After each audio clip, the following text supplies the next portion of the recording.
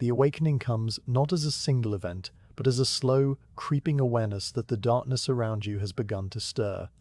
You have been lying in a shallow hollow of sleep, curled on your side with your knees drawn up, and the rough wool of your greatcoat pulled tight over your ears. There is no bugle call to mark the end of the night, no officer's shout, just a subtle shift in the texture of the silence, a rustling that spreads from one bundled figure to the next.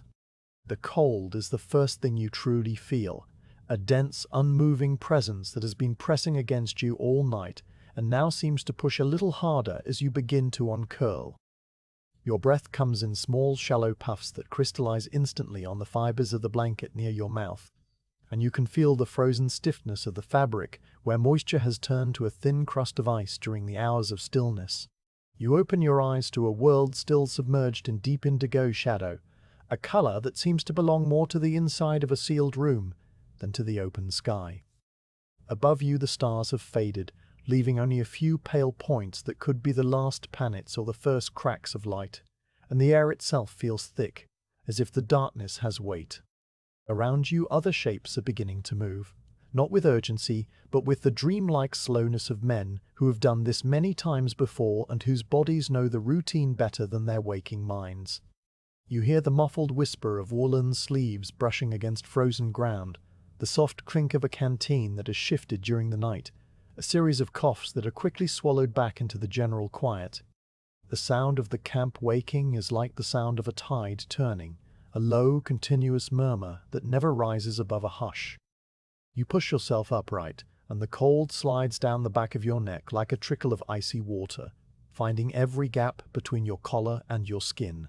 Your fingers are slow to respond, thick and clumsy inside their mittens, and you look at them as if they belong to someone else, while you fumble with the edge of your blanket.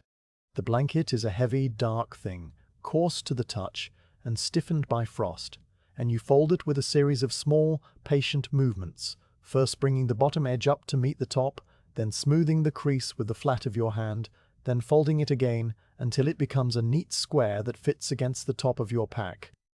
The fabric crackles faintly as you work, a brittle sound like the breaking of tiny twigs, and little flakes of frozen breath scatter from the wool and catch the dim light as they fall.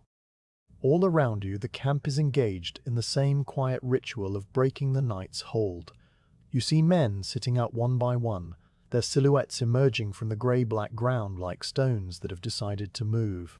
Some are already pulling on their boots, their movements stiff and deliberate, while others simply sit with their heads bowed, gathering themselves for the effort of standing. No one speaks, or if they do, the words are so low that they dissolve into the cold air before reaching your ears. You turn your attention to your own boots, which have spent the night tucked under your pack to keep them from freezing solid, and you tug them on with a slow, steady pressure that makes the leather creak in protest. The leather is cold and unyielding, and you have to work your heel into the stiff cup of the sole with a gentle persistence, wiggling your foot until it settles into its familiar home. You lace them without hurry, drawing the frozen laces through the eyelets, one at a time, feeling the slight burn of friction through your mittens. The sky is beginning to change now, though the transformation is so gradual that you cannot pinpoint the moment when night gives way to something else. The deep indigo fades into a murky grey that spreads from the eastern horizon like a wash of diluted ink, and the shapes of nearby objects begin to separate themselves from the general darkness. You can see the outline of the supply wagon 20 paces away, its high sides draped with frost, and the humped forms of sleeping oxen still lying motionless in their traces. A little further on, the first suggestions of the frozen road appear as a pale ribbon winding through a landscape that seems made entirely of shadow and snow. The snow itself is a strange color at this hour, not white, but a soft, luminous blue-gray that holds the last memory of starlight, and it stretches away on all sides until it meets the sky without a visible seam. You stand up slowly, feeling the protest of muscles that have been still for too long, and you stamp your feet a few times to wake the blood. The sound of your stamping is deadened by the snow, swallowed almost instantly, and it joins the other soft noises of the camp as another small ripple in the wide silence. You bend to lift your pack, settling it onto your shoulders with a practiced shrug, and the familiar weight settles across your back like an old companion. The straps are stiff with cold, and you have to pull them tight in small incremental tugs, testing the fit until the load sits balanced. Next to the pack hangs your cartridge box, a solid block of leather that you check with a touch of your right hand, feeling the brass badge cold and smooth under your mitten. Your musket lies where you left it, propped against your pack, and you pick it up, the iron barrel biting through the wool of your mittens with its sharp promise of cold. You rest it against your shoulder, and the motion is so automatic that your body completes it before your mind has quite caught up. The column is beginning to form on the frozen track now, a slow gathering of shadows that coalesce into a single serpentine shape. Men drift toward the road from all directions, moving with the same unhurried, sleepwalking gait, and you fall into step with them as naturally as water joins a stream. The order of march is so ingrained that no one needs to be told where to go. Each man finds his place in the line as if pulled by a gentle current, and you take your position behind a tall soldier whose greatcoat has a long tear down the back, a tear that flaps slightly with each step like a small tired flag. The soldier in front of you does not turn around, and you do not expect him to. There is a quiet understanding among all of you that words are unnecessary, that the morning is a time for existing rather than for communicating, and you simply stand there, waiting, watching the grey light grow stronger.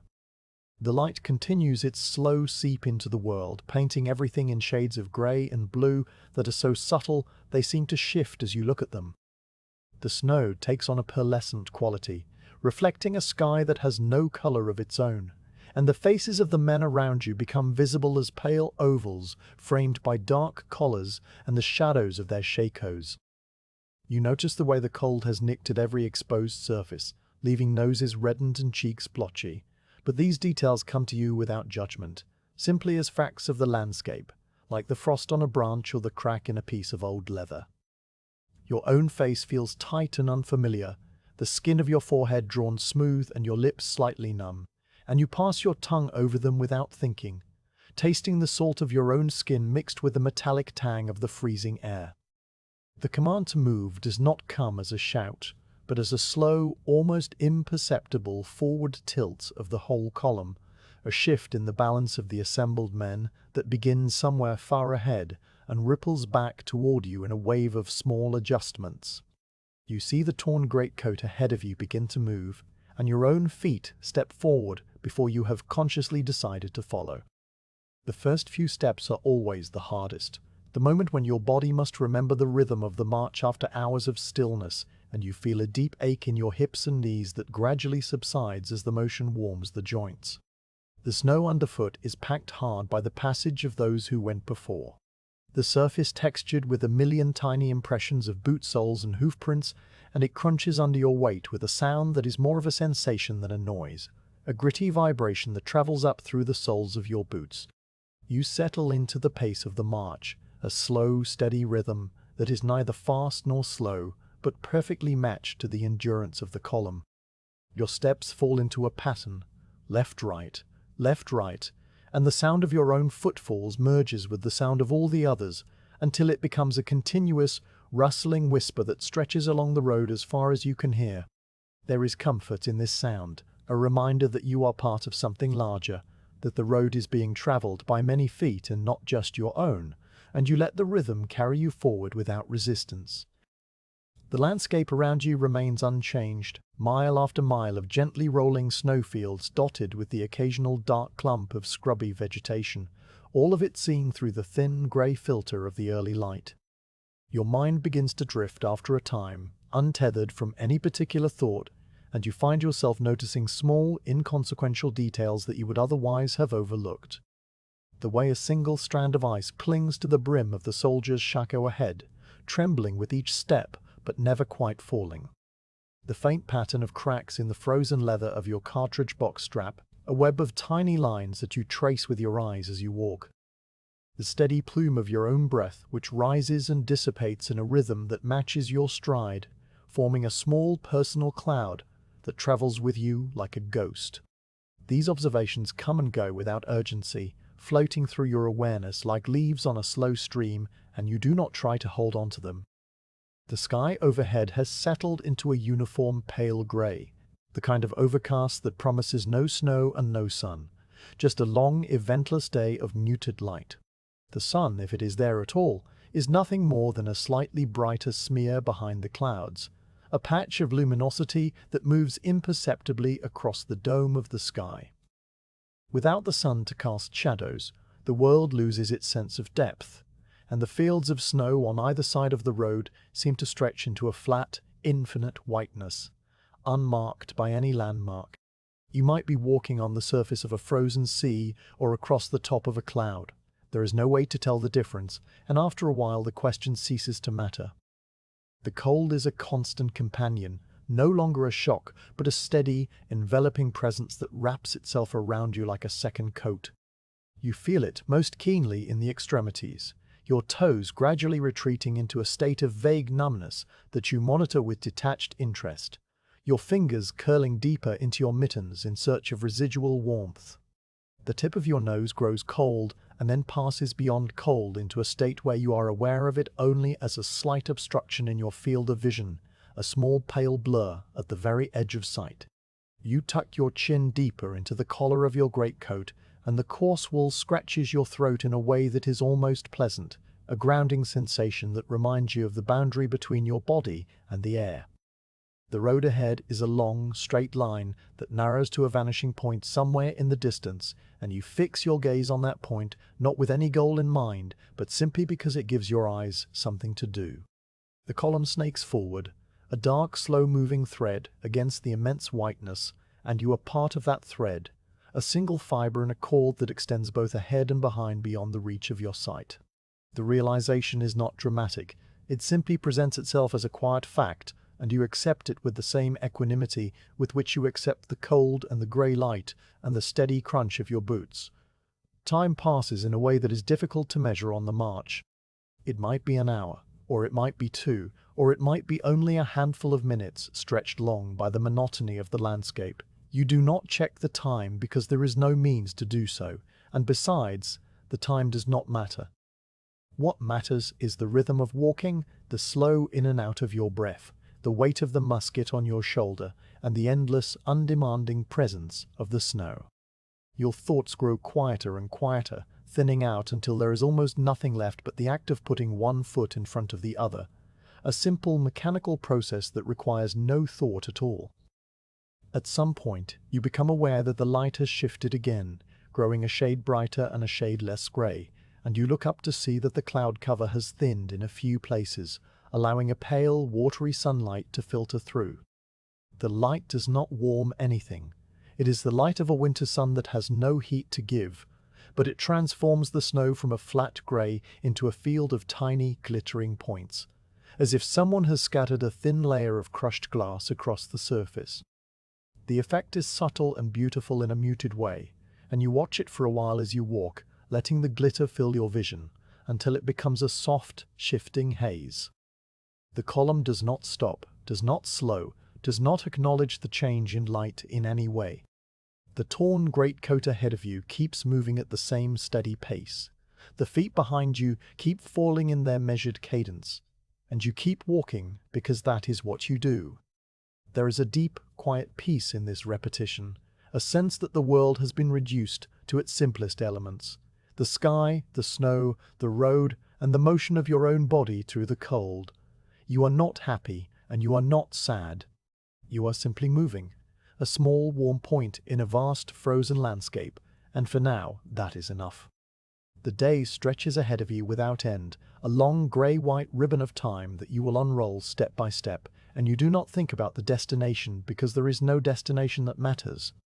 There is only the march and the slow turning of the dim winter dawn into a full winter day, and the quiet company of all the other feet moving beside you. You breathe in, and the cold air fills your lungs with a clean, sharp sensation that is almost like tasting metal, and you breathe out, and a new plume of vapor joins the others, rising into the pale air, and then you breathe in again, and the rhythm continues, steady and calm and unbroken, carrying you forward into the soft grey morning. The world of sound on the march is a world entirely its own, a steady, layered murmur that wraps around you and never quite breaks. The dominant note, the one that underpins everything else, is the sound of feet pressing into snow.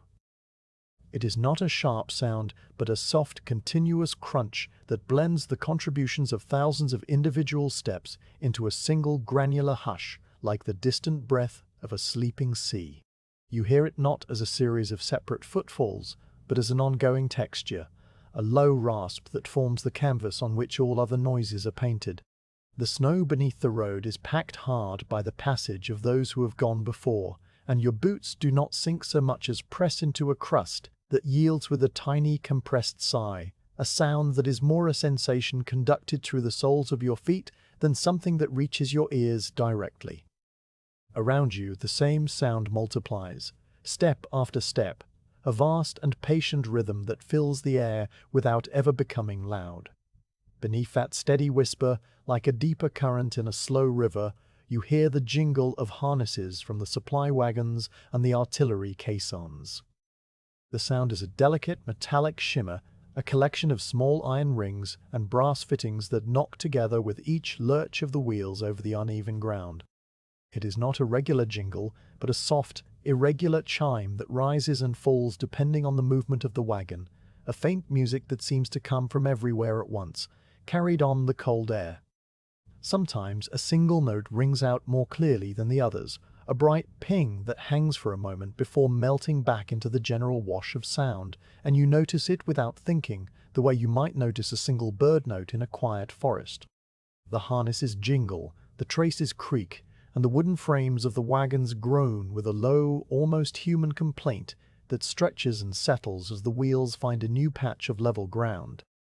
The wind adds its own voice to the mix, a long continuous sigh that never rises and never falls, but simply persists at the very edge of hearing. It is a sound without variation, a steady movement of air across the open plain that brushes against your ears with a faint hollow resonance, as if you were holding a seashell to your head. The wind does not howl or whistle. It breathes, a soft and endless exhale that slips over the snow and through the ranks of marching men without disturbing so much as a loose thread.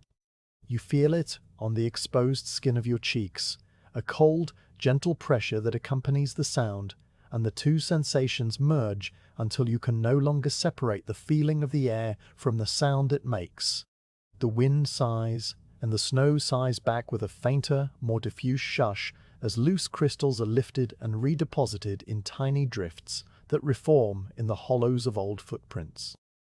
Now and then, from somewhere behind you in the long snake of the column, comes the thin, repetitive squeak of a wagon wheel. It is a sound so regular that it becomes a kind of timekeeping, a high, dry note that repeats with every full rotation of the wheel, once per turn, a steady clock in the background of the march.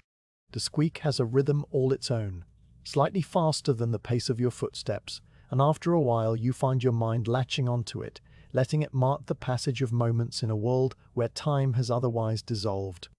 The wheel squeaks, pauses for the fraction of a second it takes for the next spoke to come around, and squeaks again, and the pattern is so predictable that it lulls you into a state of deep, waking calm, a place where thought is replaced by simple, undemanding attention. You do not wonder what wagon it is or why it has not been greased. You simply listen, and the squeak becomes as natural a part of the landscape as the snow itself. Closer to you, within the small bubble of your immediate surroundings, the sounds are more intimate. You hear the muffled clank of a canteen swinging against a soldier's hip, a dull liquid note that changes slightly depending on how much water remains inside. The canteens are mostly frozen now, the water inside turned to a solid block that does not slosh, but the metal still knocks against buttons and belt buckles with a flat, percussive tap. Next to you, a man shifts his musket from one shoulder to the other, and the movement produces a complex little symphony of small sounds. The dry scrape of his mittens over the wooden stock, the soft thud of the butt settling against his shoulder, the brief rattle of the iron ramrod in its housing. These sounds are so close that they seem to happen inside your own head, and you receive them without reaction, as if they were your own. Every so often, a cough breaks the fabric of sound, a single, sharp report that rises and then vanishes immediately, swallowed, by the immense quiet of the plain. The coughs are dry and short, the result of cold air hitting warm throats, and they do not provoke conversation or even a turning of heads. A cough simply happens, and then it is gone, leaving behind only the memory of its brief interruption, and the steady crunch of the march rushes back in to fill the space it left. You may cough yourself at some point, the scratchy, reflexive clearing of the throat, and you notice how the sound of your own cough feels different from the others, more internal, resonating through your chest before it escapes into the air. Then the moment passes, and you are listening again to the great, slow respiration of the column. The snow itself acts as a muffler, dampening every edge and softening every impact, until all sounds arrive at your ears as if wrapped in layers of thick cotton.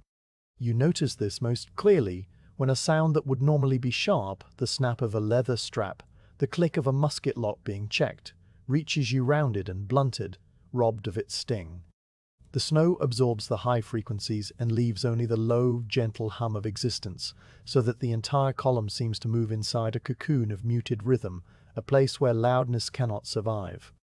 Even the occasional voice, a low murmur of instruction passed down the line, emerges from this cocoon as a soft, formless rumble that you understand more by its intent than by its words. The snow wraps the voice in its cold embrace, and the words sink into the white surface without an echo, dead before they have traveled 10 paces. Your own footfalls, when you turn your attention inward, reveal a subtle complexity that you rarely notice. There is the initial crunch of the crust breaking under your weight, a sound that begins as a crisp fracture and then collapses into a granular slide as the fragments of ice grind together. Then there is the slight, wetter sound of your boot lifting away, a soft release that leaves a brief vacuum, a tiny pop of air rushing in to fill the space your soul has vacated. These components are so close together that they merge into the single familiar crunch, and you do not consciously separate them. Yet some part of your mind registers the full sequence, adding it to the vast tapestry of sound that surrounds you. You hear the same sequence repeated by the man ahead, and by the man ahead of him, and by the man behind, a chain of identical sonic events that stretches into the distance. The cadence of the march is a slow, sleepy clock, a steady 1-2, 1-2, that never quickens and never falters. You find that your breathing has begun to match this cadence, a 4-step inhale and a 4-step exhale, and the sound of your own breath becomes part of the rhythm, a soft, human counterpoint to the mechanical crunch of the boots. The breath comes out in a visible plume that you can hear as a faint, moist puff, the sound of warm vapor hitting frozen air, and each exhalation is followed by a brief silence before the next inhale draws the cold back in. The cycle repeats, breath and step, step and breath, a slow, steady pulse that carries you forward without any need for conscious direction. From the rear of the column, beyond the wagons, you sometimes hear the low, guttural sounds of the oxen, a deep, resonant moan that vibrates through the ground before it reaches your ears. The oxen do not low often. They are tired, patient beasts, and their complaints are few and far between, but when they sound, it is a note of ancient animal resignation that adds a depth to the auditory landscape, a bass note beneath the higher jingles and creaks. The sound rolls across the snow and arrives at your position as a rumble that you feel in your chest, and then it fades, and the oxen are silent again, their hooves making a heavier, more deliberate thud than the human feet around them. The lack of conversation among the men is itself a kind of sound, a negative space that shapes the noises that do exist. You are aware of the silence between the sounds, a vast, attentive quiet that fills the gaps between the jingles and the crunches and the sighs of the wind. This silence is not empty, it is a presence, a medium through which the other sounds travel, and you find yourself listening to it as much as you listen to anything else. The silence has a texture, a cold, clean clarity that makes every small noise stand out in high relief, and you drift along within it, a listener inside a great, quiet cathedral of winter. At one point, a horse whinnies somewhere far ahead, a high, thin sound that is snatched away by the wind almost before it can register, and the whinny is so quickly gone that you are not entirely sure you heard it at all. You might have imagined it, or it might have been a trick of the wind threading through the spokes of a wheel, and you let the question go without pursuing it. The march does not pause for mysteries, and your feet continue their steady work, carrying you forward while your mind floats in the sea of sound. The texture of the soundscape changes slightly as the road passes through a shallow dip, a fold in the land where the snow lies deeper and the packed surface becomes softer. The crunch underfoot changes from a crisp fracture to a deeper, more muffled whump, and the jingle of the harnesses seems to become louder as the wagons descend, their weight shifting forward and causing the metal fittings to knock together with a slightly more insistent rhythm. The wind, too, is different in the dip, its sigh muted by the banks of snow on either side, so that for a few hundred paces the world is notably quieter, the sounds closer and more enclosed. Then the road rises again, and the wind returns, and the sound of the feet reverts to its familiar crisp crunch, and the moment of variation passes like a slow blink. You notice how the sounds sometimes play tricks with distance, so that a noise that is actually far away, the shout of a teamster urging his oxen, the distant squeal of an ungreased axle, can seem to be right beside you, carried by some quirk of the cold air. The acoustics of the frozen plain are unpredictable. Sound travels further in the cold, denser air, but it also loses its direction, so that a noise seems to come from everywhere at once, a disembodied presence that has no single source. You hear a metallic clang, and you cannot tell if it is from the wagon 10 feet away or the wagon 100 yards back. The sound simply arrives, hangs in the air, and disperses, leaving you with the impression of an event without a location. The squeaking wheel continues its patient rhythm, and after a while you begin to notice the tiny variations within its regularity.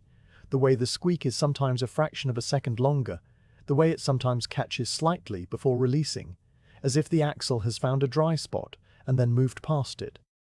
These variations are so small that you would not notice them if you were not already listening with the deep, unfocused attention that the march encourages. And they give the sound a life of its own, a personality, as if the wheel were a living thing that occasionally stumbles in its speech. You do not name this thought or hold on to it. It drifts through your mind and then drifts out again, and the wheel squeaks on. The sound of the marching feet, when you listen to it very closely, reveals that it is not perfectly uniform. The man ahead of you has a slight drag in his left foot, a soft scuff that follows the main crunch, and the man behind you has a heavier tread, a deeper, more resonant compression of the snow that you can feel as a tiny vibration through the ground. These individual signatures are buried within the collective sound, but they are there, a hidden complexity within the simple rhythm, and the awareness of them gives you a sense of connection to the men around you, even though you do not speak and do not know their names. You are all making this sound together, a vast anonymous choir of footsteps, and the sound is a bond that holds the column together more surely than any command. The sky above you remains a uniform grey, and the light is so even that it casts no shadows, so that the world of sound exists in a visual void, a place where your ears have taken over from your eyes. You might close your eyes for a few steps, trusting the rhythm to keep you in line, and when you do the sounds become even more vivid, the crunch louder, the jingle sharper, the wheels squeak more insistent. You open your eyes again after a few paces, and the white plain returns, but the sounds remain at the center of your awareness, a steady, reassuring presence that tells you the world is still moving, still functioning, still carrying you forward. The hours pass, or they do not pass. There is no way to tell. The sounds do not change, and because they do not change, you lose your ability to measure time by them. The squeaking wheel is the same squeaking wheel it was 1,000 footsteps ago. The jingling harnesses the same jingling harnesses, the crunch the same crunch. You are suspended in a moment that does not end, a single, extended note that hums beneath the surface of your thoughts, and you give yourself over to it completely, allowing the sound of the march to fill every corner of your mind. There is nothing to do but listen, and so you listen, and the act of listening becomes a form of rest, a quiet, undemanding activity that asks nothing of you but your presence. Every so often a new sound emerges from the fabric of the familiar, a brief, unexpected note that catches your attention before fading back. A chunk of snow slides from the roof of a wagon and lands with a soft puff, the sound of a heavy, wet impact muffled by the snow beneath it. A raven somewhere overhead gives a single, rasping croak, a sound so out of place that it seems to belong to another world entirely, and you look up briefly to see the black shape of the bird wheeling against the grey sky before it vanishes. The croak echoes once and then is gone, and the column marches on as if nothing has happened, because nothing has happened, not really. These small events are just ripples on the surface of the great slow river of sound, and they disturb nothing. The wind sighs, the feet crunch, the wheel squeaks, and you walk. The rhythm is a lullaby, a slow, sleepy song that has no beginning and no end, and you let it carry you forward into the grey light, step after step, sound after sound, until the boundary between you and the march dissolves completely. You are not a person anymore. You're a pair of ears, a set of feet, a point of awareness moving through a landscape of sound, and that is enough, more than enough, to fill the long, quiet hours of the day. The road bends almost imperceptibly to the left, a slow curve that you feel in the subtle shift of the column's alignment rather than see with your eyes, and then the first birch tree appears at the edge of your vision. It stands alone at first, a pale sentinel at the roadside, its trunk rising out of the snow with a stark, quiet dignity that makes you look at it longer than you have looked at anything in hours. The bark is white, or something close to white, a creamy, papery surface marked with dark horizontal scars where old branches have fallen away, and it peels in thin, curling strips that tremble slightly in a wind you cannot feel. The tree does not look quite real in the grey light. It has the quality of a drawing, an outline filled with soft charcoal shading, and as you draw closer, you see the fine, dark twigs at the tips of its branches. So thin they seem etched against the opaque sky. More trees appear as the road straightens again, not in a dense wall but scattered with a generous open spacing that allows the snow to continue uninterrupted beneath them. The birches stand in small clusters of 3 or 4, then in longer, looser groups, their trunks evenly spaced as if planted by a patient hand. And the forest grows around you so gradually that you are deep inside it before you realize the landscape has changed. The ground between the trees is smooth and untouched, a rolling white carpet that rises into gentle mounds where fallen trunks lie buried, their shapes softened into long, low ridges that catch the light in subtle curves. The air inside the forest feels different, stiller and more enclosed, and the quality of the silence shifts from the wide, open quiet of the plain to something more intimate, a held breath that wraps around each tree trunk and pulls in the spaces between. Your footsteps sound different here too, the snow under the trees being looser and less packed than the hard crust of the road, and each step produces a soft, settling crunch that lingers for a moment before fading.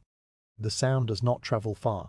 It is absorbed by the trunks and the snow and the low branches, and the result is a muffled, cushioned quality that makes the whole column seem to move in a pocket of hushed sound.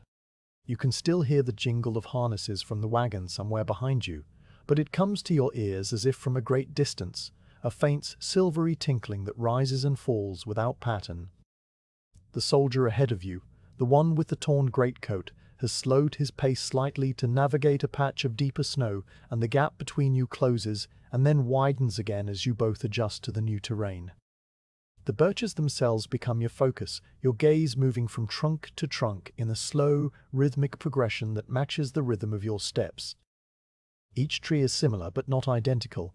Some are straight as columns, rising 20 or 30 feet before splitting into a crown of fine branches, while others lean slightly, their trunks curved by years of wind and the weight of old snow. The bark on every tree bears the same pattern of dark, eye-shaped marks, but the arrangement varies, some clustered near the base, others scattered higher up like a code written in a language you cannot read. You notice that the peeling strips of bark curl outward in tiny scrolls, and here and there a piece has fallen away entirely to reveal a smooth, pale wood beneath, the color of old linen. The branches overhead form a delicate lattice, a network of black lines that intersect and divide against the grey-white sky, and the pattern is so intricate, so endlessly detailed, that your eyes lose focus if you stare at it too long. The light is changing as you walk deeper into the forest, though the change is so gradual that you are only intermittently aware of it. The sun, which has been a pale smudge behind the clouds all morning, has begun its slow descent toward the western horizon, and its light takes on a yellowish quality, a thin, watery gold that filters through the clouds and spills across the snow in long, faint washes. The white trunks of the birches catch this light and hold it, glowing with a soft, pearlescent radiance that makes them seem to emit a light of their own, a gentle luminescence that shifts as you move past. The shadows, which have been absent all day, begin to appear now, long and blue, and stretched across the snow like lengths of dark ribbon, and they move with the sun, elongating slowly, minute by minute, as the afternoon wears on. The temperature drops with the light, a degree at a time, so subtly that you feel it first as a tightening of the skin on your cheekbones, and then as a deeper cold that seeps through the layers of your greatcoat and settles against your ribs. Your breath, which has been a steady plume all day, becomes thicker and more visible, each exhalation blooming into a cloud that hangs for a second longer before dissipating, and you watch these clouds form and fade with a detached fascination, counting their rhythm without meaning to. 1, and it is gone. 2, and it is gone. 2, and it is gone. The rhythm merges with the rhythm of your steps, the slow 4-beat pattern of your walking, and the two rhythms become one, a single continuous cycle of breath and motion that carries you forward through the trees. The column has slowed further now, the pace adjusting to the dimming light and the uncertain footing of the forest floor, and you find that your body welcomes the slower rhythm. There is less urgency in your muscles, less demand on your lungs, and you settle into the new pace as easily as you settled into the old one, your feet finding their own tempo without conscious direction. The soldier ahead has pulled his collar higher, and you see the back of his neck, between the wool and the brim of his shako, a small patch of skin that is reddened with cold and dusted with a fine white frost that sparkles faintly in the fading light.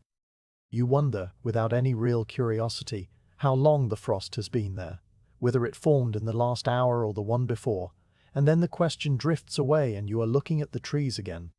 The forest has grown denser as you have walked, the birches clustering closer together so that the spaces between them are narrower, and the road winds between the trunks in a series of gentle, lazy curves that hide the column's full length. You can see perhaps 50 men ahead of you, no more, their dark shapes weaving between the white trunks like a slow, silent procession, and then the road bends and they disappear behind a screen of trees, only to reappear a moment later, a little further on. The effect is dreamlike, a repeated vanishing and reappearing that makes the column seem to exist in fragments, in small separate moments of time, rather than as a continuous whole. You watch the soldier ahead vanish around a bend, and then you are the one vanishing, and then you emerge again and see the next group of men ahead, their backs bent, their muskets angled over their shoulders, their breath rising in identical plumes. The sound of the march has settled into a steady, hypnotic pattern that you no longer notice unless you deliberately listen for it. The crunch of your own boots is the loudest sound, a close, intimate noise that you feel as much as hear, a vibration that travels up your shins with each step. Beyond that, there is the softer crunch of the boots around you, a layered, overlapping texture of sound that has no distinct edges, and beneath that, the occasional creak of leather, the faint rattle of a mess tin, the low, rhythmic squeak of a wagon wheel turning somewhere out of sight.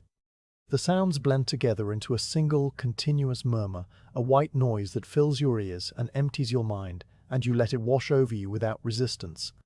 Your gaze returns to the birches, trunk after trunk, a slow, endless procession of white forms that slide past your field of vision with a steady, unhurried grace. Each tree appears at the edge of your sight, grows larger as you approach, passes beside you with a whisper of proximity, and then recedes behind you, shrinking, until it is just another pale stroke against the grey. The rhythm of the trees becomes a kind of meditation, a focus point that requires no thought, only attention, and you give yourself over to it completely. There is the next tree, and it is white and still and beautiful in its plainness. There is the next tree, and it is slightly thinner, its branches angled a little higher, its bark peeling in a different pattern. There is the next tree, and it has a dark knot near its base, a round eye-like mark that watches you as you pass. The differences between the trees are small, almost imperceptible, but you notice them because there is nothing else to notice, and the act of noticing becomes its own quiet purpose. The sun sinks lower, a pale disk that you glimpse now and then through gaps in the canopy, and the yellowish light deepens into a soft amber glow that paints long golden stripes across the snow. The shadows of the birches stretch out to impossible lengths, thin, blue-grey fingers that point eastward across the white ground, and the contrast between the warm light and the cool shadows creates a landscape of gentle drama, a quiet beauty that asks for nothing from you. You watch the light change without trying to hold on to it, knowing that it will fade and that the fading is part of its nature, and the knowledge brings with it a deep, restful calm that settles somewhere in your chest. The cold has intensified now, creeping into the small spaces that your clothing cannot quite protect. The gap between your mittens and your sleeves, the narrow opening at your collar where the wind finds a way in. You feel it as a series of small, sharp sensations, a chill on your wrists, a numbness at the tips of your ears, a stiffness in your toes that you acknowledge and then let go. Your body has learned to live with the cold, to accommodate it, and you make the small automatic adjustments that keep it at bay, tucking your chin a little lower, curling your fingers a little tighter, shifting the weight of the musket from one shoulder to the other, so that the cold metal does not rest too long in one place. These adjustments happen without thought, a silent dialogue between your body and the environment, and you observe them with the same detached attention you give to the trees. The forest seems to go on forever, a place that exists outside of ordinary time, and you have the sense that you have been walking among these birches for hours, for days, for a span of time that cannot be measured. The road continues to wind between the trunks, and the trunks continue to slide past, and the light continues to fade, and all of these things happen together in a slow, seamless flow that has no beginning and no end. You are aware of yourself as a small moving point within this flow, a point of warmth and motion in a world of cold and stillness, and the awareness is not lonely, but peaceful, a gentle recognition of your own smallness that brings with it a strange comfort. The amber light has faded now into a deeper gold, a color that holds the last warmth of the sun, even as the warmth itself drains away, and the sky beyond the branches has taken on a yellowish-grey hue that will soon deepen into twilight. The birches are losing their glow, their white trunks turning grey, then silver, then a soft, dusky blue that matches the snow beneath them. And the forest is slowly becoming a monochrome world, a place of shadows and half-light where every shape blurs at the edges. You can still see the road ahead, a pale, winding strip that leads on through the trees, and you can still see the soldier ahead of you, his torn greatcoat now a darker patch of grey against the grey-white snow, and you follow him, because following is the only thing to do. The column does not stop, does not speak, does not acknowledge the fading of the day in any outward way. It simply continues, a slow dark thread pulled through the pale fabric of the forest, and you are part of that thread, a single strand among many, moving at the same pace, breathing the same cold air, seeing the same trees slide past in their endless quiet sequence. The rhythm of the march has become so deeply ingrained in you that it feels like a natural function, something your body does without needing instruction, and you let it carry you forward into the gathering dusk with a calm, unwavering trust. The sun touches the horizon somewhere behind the clouds, a faint, diffused glow that spills across the western sky in bands of pale orange and soft rose, and the forest catches this last light and holds it for a moment, the birches glowing one final time before the color drains away entirely.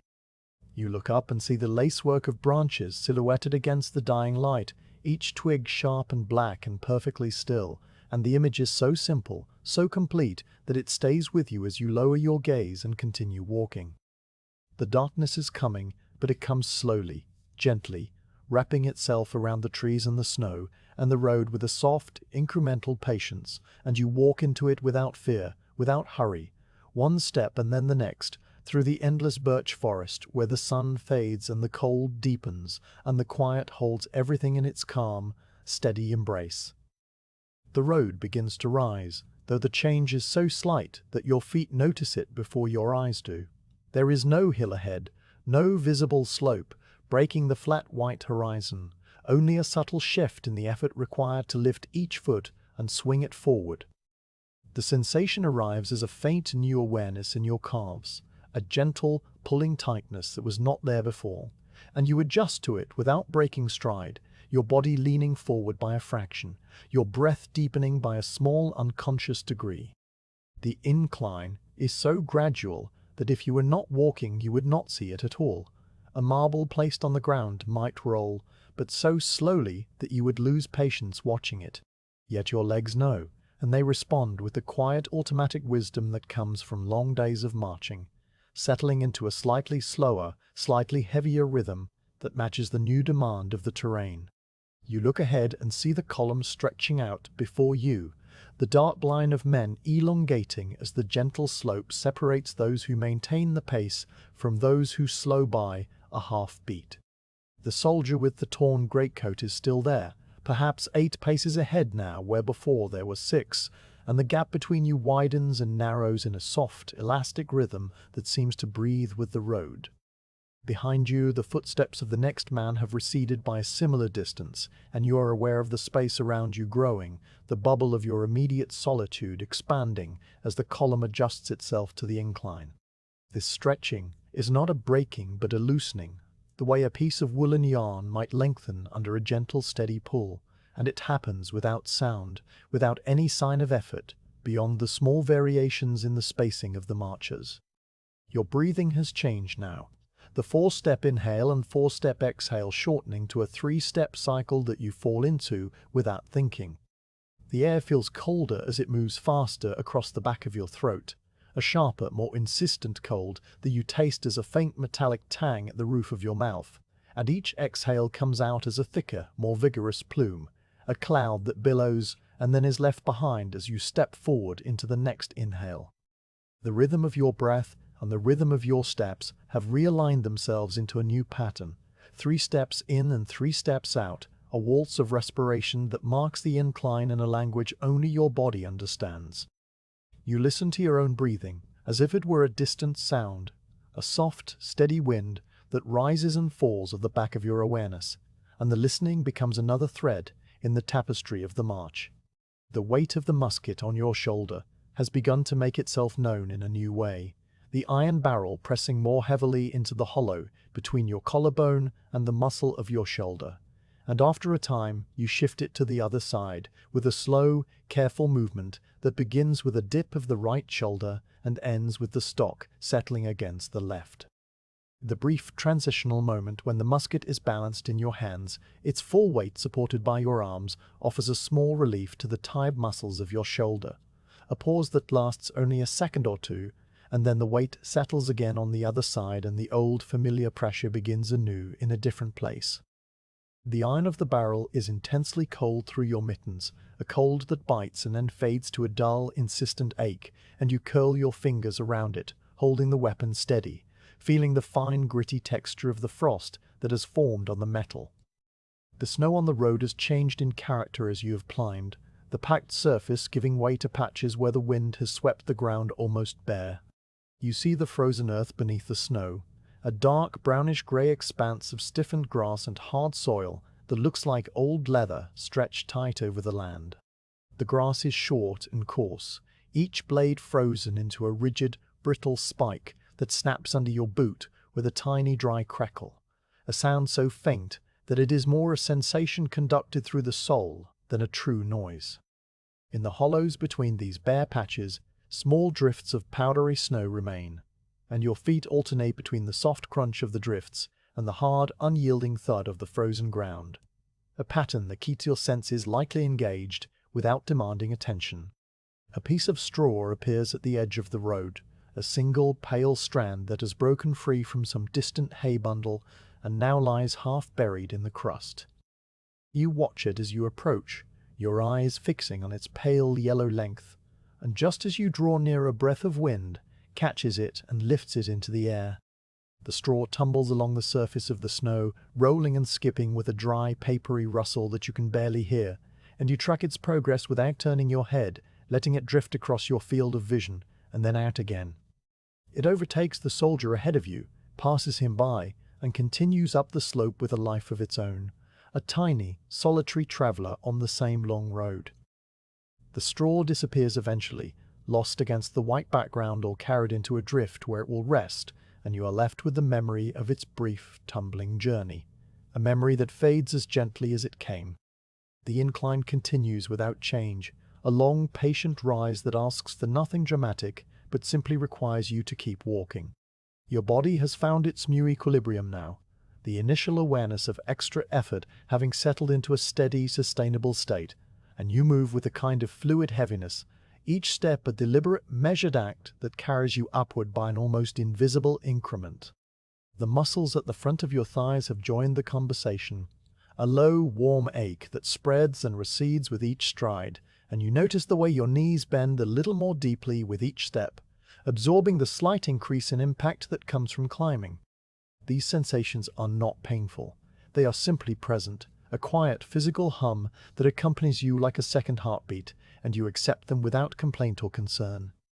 The landscape around you has opened up as you have risen, the birch forest of the earlier hours having thinned and then vanished entirely, leaving you on a broad open shoulder of land that slopes gently upward to a ridge you cannot yet see. The snowfields stretch away on either side, their surface unbroken except for the occasional dark tuft of grass or the long blue shadow of a buried stone, and the sky above is a vast, pale dome of uninterrupted grey that meets the white ground at a seam so fine it is barely visible.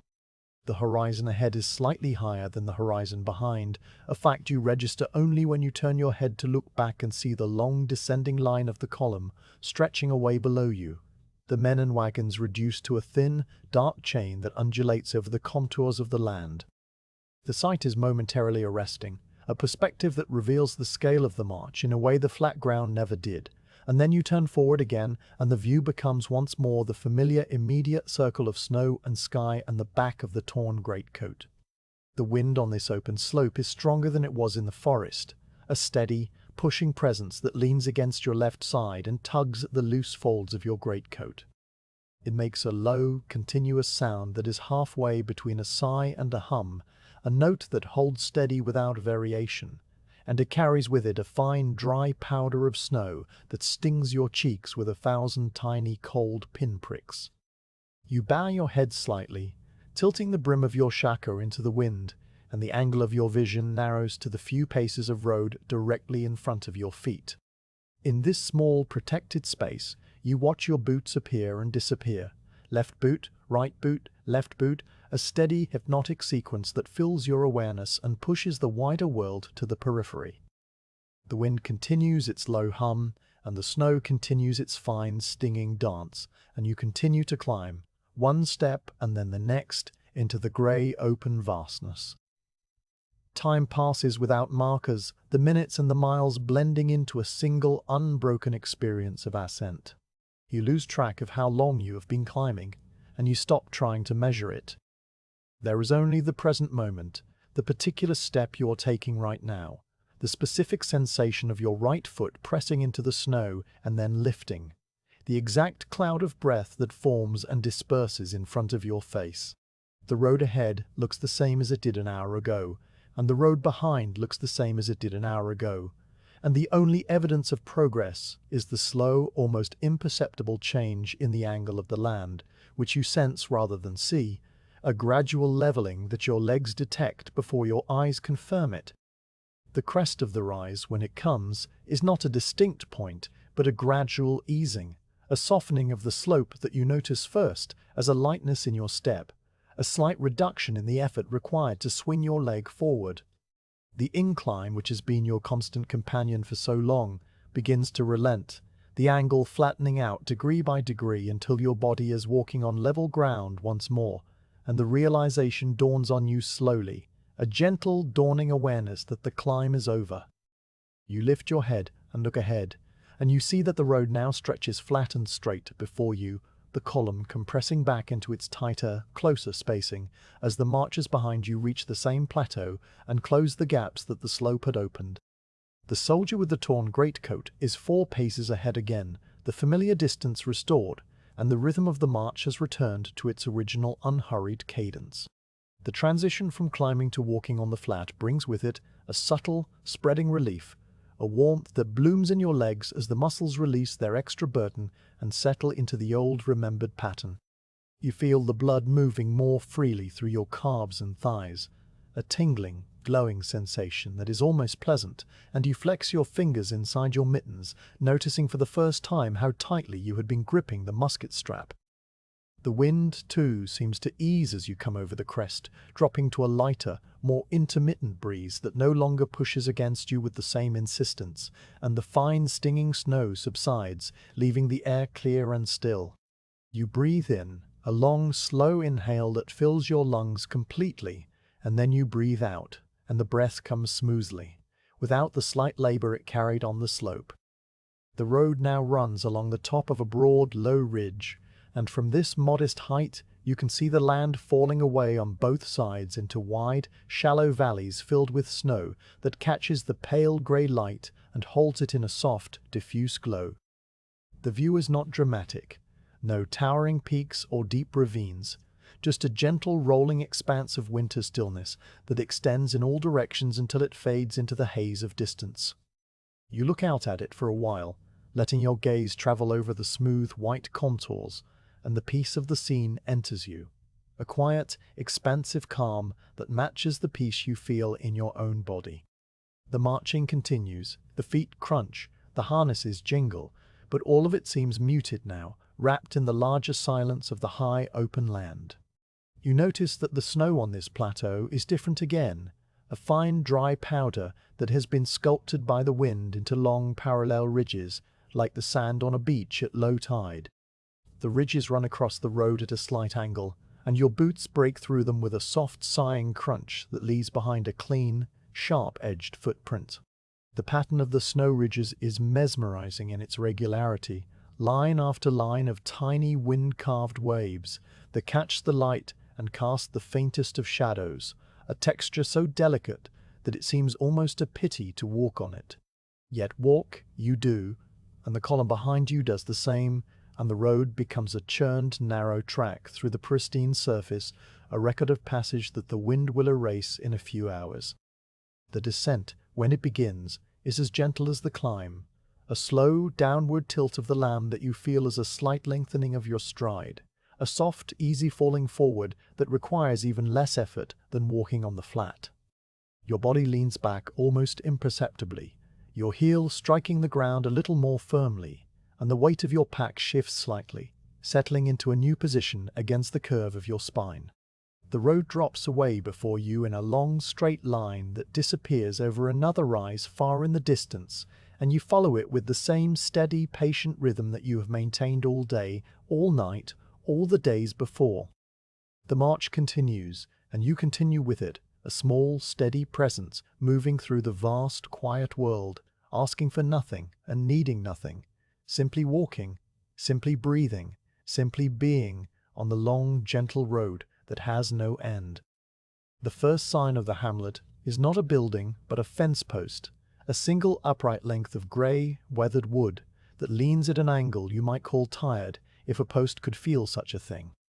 It rises out of the snow at the roadside, its top splintered and soft with rot, and a strand of old rope still clings to it, frozen into a stiff, twisted curve that points vaguely toward the road. You see the post, and your eyes follow its direction, and there, beyond a gentle dip in the land, the shapes of roofs begin to resolve out of the grey-white haze. The roofs are low and broad, their peaks rounded under a thick, smooth blanket of snow that has erased all sharp edges, and they huddle together in a loose cluster, as if seeking warmth from one another in the vast, cold emptiness. The sight of them, after so many hours of untracked snow and bare birches, feels almost like a quiet greeting, a gentle interruption of the monotony that you receive without quickening your pace. As the column draws nearer, The hamlet reveals itself not suddenly but in slow, accumulating detail, each new feature emerging from the general whiteness with the patience of a photograph developing in a dark room. The houses are built of logs, their walls darkened by weather to a deep brownish grey that stands in soft contrast to the snow, and the gaps between the logs are chinked with a pale, crumbling material that has partly fallen away, leaving dark crevices that the wind has filled with tiny drifts of fine powder. Some of the roofs sag in the middle, their ridgepoles bent under the weight of winters past, and the snow on them is not the pristine white of the fields, but a duller, more textured surface, marked by the faint, regular ripples of the shingles beneath.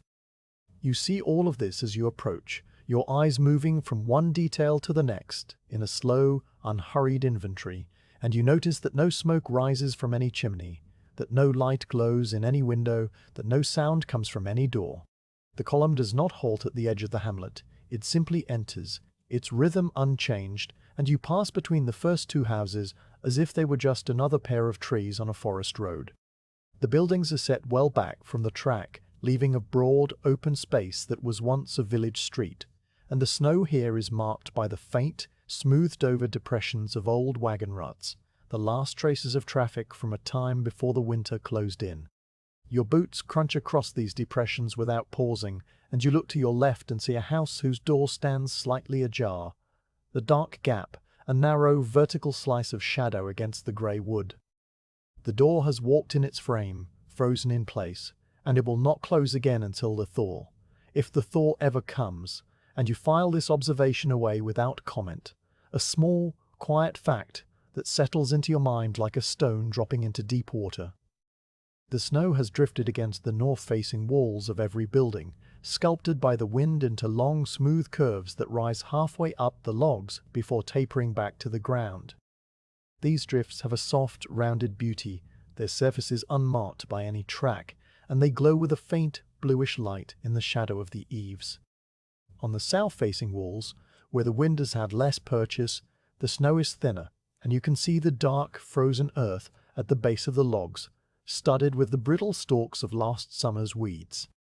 The contrast between the two sides of the same building is a quiet lesson in the way the wind works, a lesson you absorb without effort, your eyes moving from the deep drifts on the left side of the street to the shallow cover on the right, noting the pattern and then letting it go. The windows of the houses are dark sockets, empty of glass or shuttered with rough planks that have shrunk in the cold, leaving narrow gaps that open onto the interior, darkness. You glance into one of these windows as you pass, and the darkness inside is complete, a dense velvety black that reveals nothing and asks nothing. You imagine, without any real effort of imagination, a room beyond that darkness, a room with a cold hearth and an empty table and a wooden stool pushed back against a wall, but the image is faint and colourless, and it fades from your mind as quickly as it came. The window simply looks back at you with its dark, empty gaze, and then you have passed it, and the next house presents its own dark window, and the next, a slow, repetitive sequence of vacant eyes that watch the column go by. A broken cartwheel lies half buried in the snow near the centre of the hamlet, one of its spokes pointing upward at an angle that suggests a frozen, arrested gesture, as if the wheel were trying to climb out of its white grave. The wood of the wheel is the colour of old tea, dark and stained, and the iron rim has rusted to a rough, flaking orange that leaves small, powdery stains on the snow around it.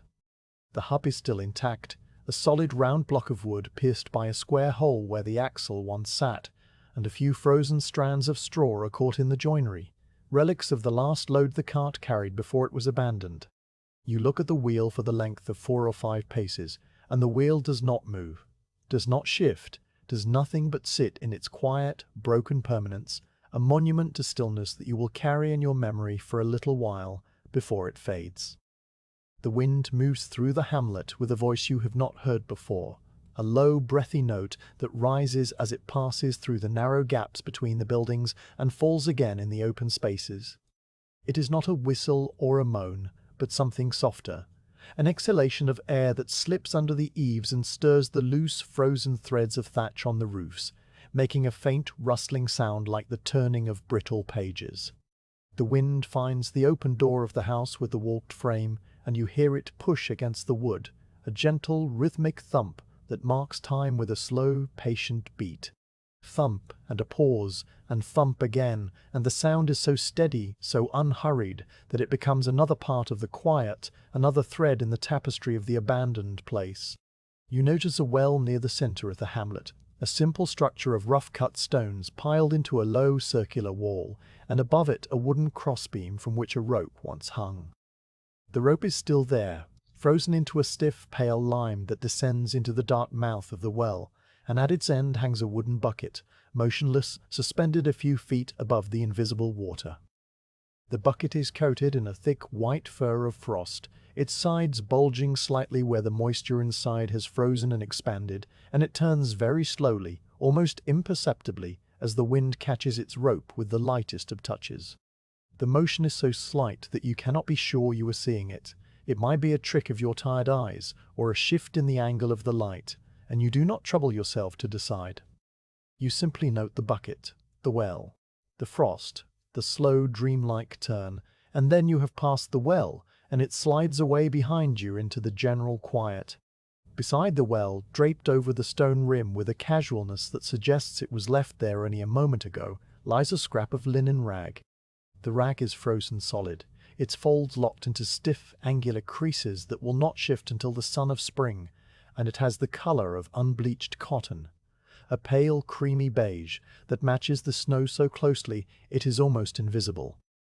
One corner of the rag lifts slightly where a breath of wind has found purchase, and the lifted corner does not flap, but simply stays raised, a rigid, frozen wave that points toward the east. You look at the rag, and you think of the hands that left it there, hands that were warm once, trans that wrung water from the cloth and draped it over the stone to dry, and the thought comes and goes without weight, a small human detail in a place that is empty of humans. The column weaves between the buildings without stopping, the narrow street guiding you past houses that grow gradually smaller and more scattered as you near the far edge of the hamlet. There is a shed with a collapsed roof, its beams visible through the snow as a dark, angular geometry of fallen timber, and next to it a small fenced enclosure where an animal was once kept, the fence posts leaning inward at tired angles. The snow inside the enclosure is smooth and untracked, a soft, white blanket that has covered whatever traces of life once lay there, and you look at it and see nothing but the snow and the leaning posts and the grey sky above. The quiet here is even deeper than it was among the houses, a layered, settled quiet that has been accumulating for months, undisturbed by voice or footfall or the lowing of a cow. The wind sighs again, a longer, lower note this time, and you feel it on your face as a cold, dry caress that carries the scent of old wood and clean snow. The sound of the column, the steady crunch of boots and the soft jingle of harnesses, seems muffled here, absorbed by the walls and the drifts and the general weight of stillness, so that your own footsteps sound louder than the footsteps of the men around you. You are aware of yourself as a moving point of sound in a place of deep silence, a small temporary disturbance that will pass and leave no trace, and the awareness is not lonely, but peaceful, a recognition of your own transience in a world that endures. You pass a house that is slightly larger than the others, its door firmly closed and its windows shuttered with planks that fit tightly, and a wooden bench sits against the wall beneath the window, half buried in a drift. The bench is long enough for 2 or 3 people, its surface worn smooth by years of use, and a thin frozen film of ice covers the seat, glinting dully in the grey light. You imagine for a moment a summer evening on this bench, the warmth of the sun-heated wood, the sound of voices, the smell of cooking from inside, but the image is so far removed from the present reality that it feels like a scene from a story you once heard, not something that ever truly happened. The bench sits in its drift, and you walk past, and the image fades. The far edge of the hamlet approaches with the same slow, quiet inevitability that marks everything on the march, and you see the last house before you reach it. This house is smaller than the others, a simple single-room structure with a low door and a single window that faces the road, and the snow has drifted so high against its north wall that only the upper half of the window is visible, a dark, narrow rectangle that seems to peer out over the white barrier. The thatch on the roof has slipped in one corner, exposing a dark patch of the wooden framing beneath, and a single, long icicle hangs from the eave above the door, its tip sharp and glistening. The icicle catches the pale light and holds it, a slender frozen finger pointing downward, and you watch it as you pass, noting the way it tapers to a fine point that trembles slightly in the wind. Then the house is behind you, and the hamlet is behind you, and the road opens up again into the wide, white emptiness of the plain. The column straightens as it leaves the village, the men who had drifted slightly apart in the wider spaces between the buildings drawing together again into the familiar, close-spaced line. The sound of the march returns to its normal texture, the crunch of boots on the packed road regaining its steady, rhythmic dominance, and the special quiet of the hamlet begins to recede, though it lingers in your mind for a little while longer, a soft, muted afterglow of stillness. You do not look back. There is no need to look back. The hamlet has become part of you, another layer of the long, slow journey, another quiet memory that will settle somewhere deep and untroubled. You walk on, and the road continues, and the grey sky holds its peace, and the world is once more just the snow and the wind and the steady, patient rhythm of the march. The halt comes without a command, or with a command so quietly passed that it dissolves into the air before reaching your ears. One moment the column is moving, the steady crunch of boots filling the grey afternoon, and the next moment the rhythm falters, the spacing between men compresses, and the long dark snake of the march draws to a slow, gradual stop. You feel the cessation not as an event, but as an easing, a gentle release of the forward momentum that has carried you all day, and your feet simply stop moving, settling into the snow as if they had always been planted there. Around you the column does the same, each man coming to rest in his own small pocket of stillness, and then there is a moment of perfect quiet, a brief, suspended pause before the sounds of the camp begin. The transition from march to camp follows a routine so old and so familiar that it unfolds without discussion, each man moving to his appointed tasks with the slow, methodical certainty of long practice. You unsling your musket and your pack, lowering them into the snow at your feet with a soft, heavy thud, and you straighten up for the first time in hours, feeling the vertebrae in your lower back realign with a series of tiny, satisfying shifts. Around you, others are doing the same, bending and straightening, unbuckling straps, shaking out stiff shoulders, and the air fills with the small domestic sounds of settling in, the clink of mess tins, the rasp of frozen blanket rolls being freed, the low murmur of voices that have not spoken all day. Your section gathers around a patch of ground that someone has chosen for its slight shelter from the wind, a shallow depression in the lee of a low snow-covered ridge. The faces of the men around you are familiar in the way that old furniture is familiar, their features known but rarely studied, and you move among them without needing to speak, finding your place in the small circle that forms around the spot where the fire will be. One man is already on his knees, scraping away the loose snow with the side of his hand, clearing a space down to the frozen earth beneath. Another has produced a small wrapped bundle dry kindling from somewhere inside his pack, a precious resource guarded through the long, wet days of the march, and he sets it down with a careful, deliberate gentleness, handling the dry twigs as if they were made of glass. The kettle is a squat, blackened object that has traveled with the section for as long as anyone can remember, its sides dented and its bottom scorched to a rough charcoal texture that flakes off in tiny black specks when you touch it. Someone passes it to you, and you take it without thinking, your mittens closing around the wire handle, feeling the familiar unbalanced weight of the empty vessel. Your task, the task that has fallen to you on this particular evening, is to fill it with ice and snow, and you turn away from the gathering fireside and walk toward the small frozen stream that someone has spotted 20 paces to the north. The stream is invisible beneath its covering of snow, but the shallow depression of its bed marks a faint winding line across the plain, and you find it by following the tracks of the men who have gone before you. The ice on the stream is thick and grey, cloudy with trapped bubbles that catch the fading light, and you kneel beside it, setting the kettle down in the snow.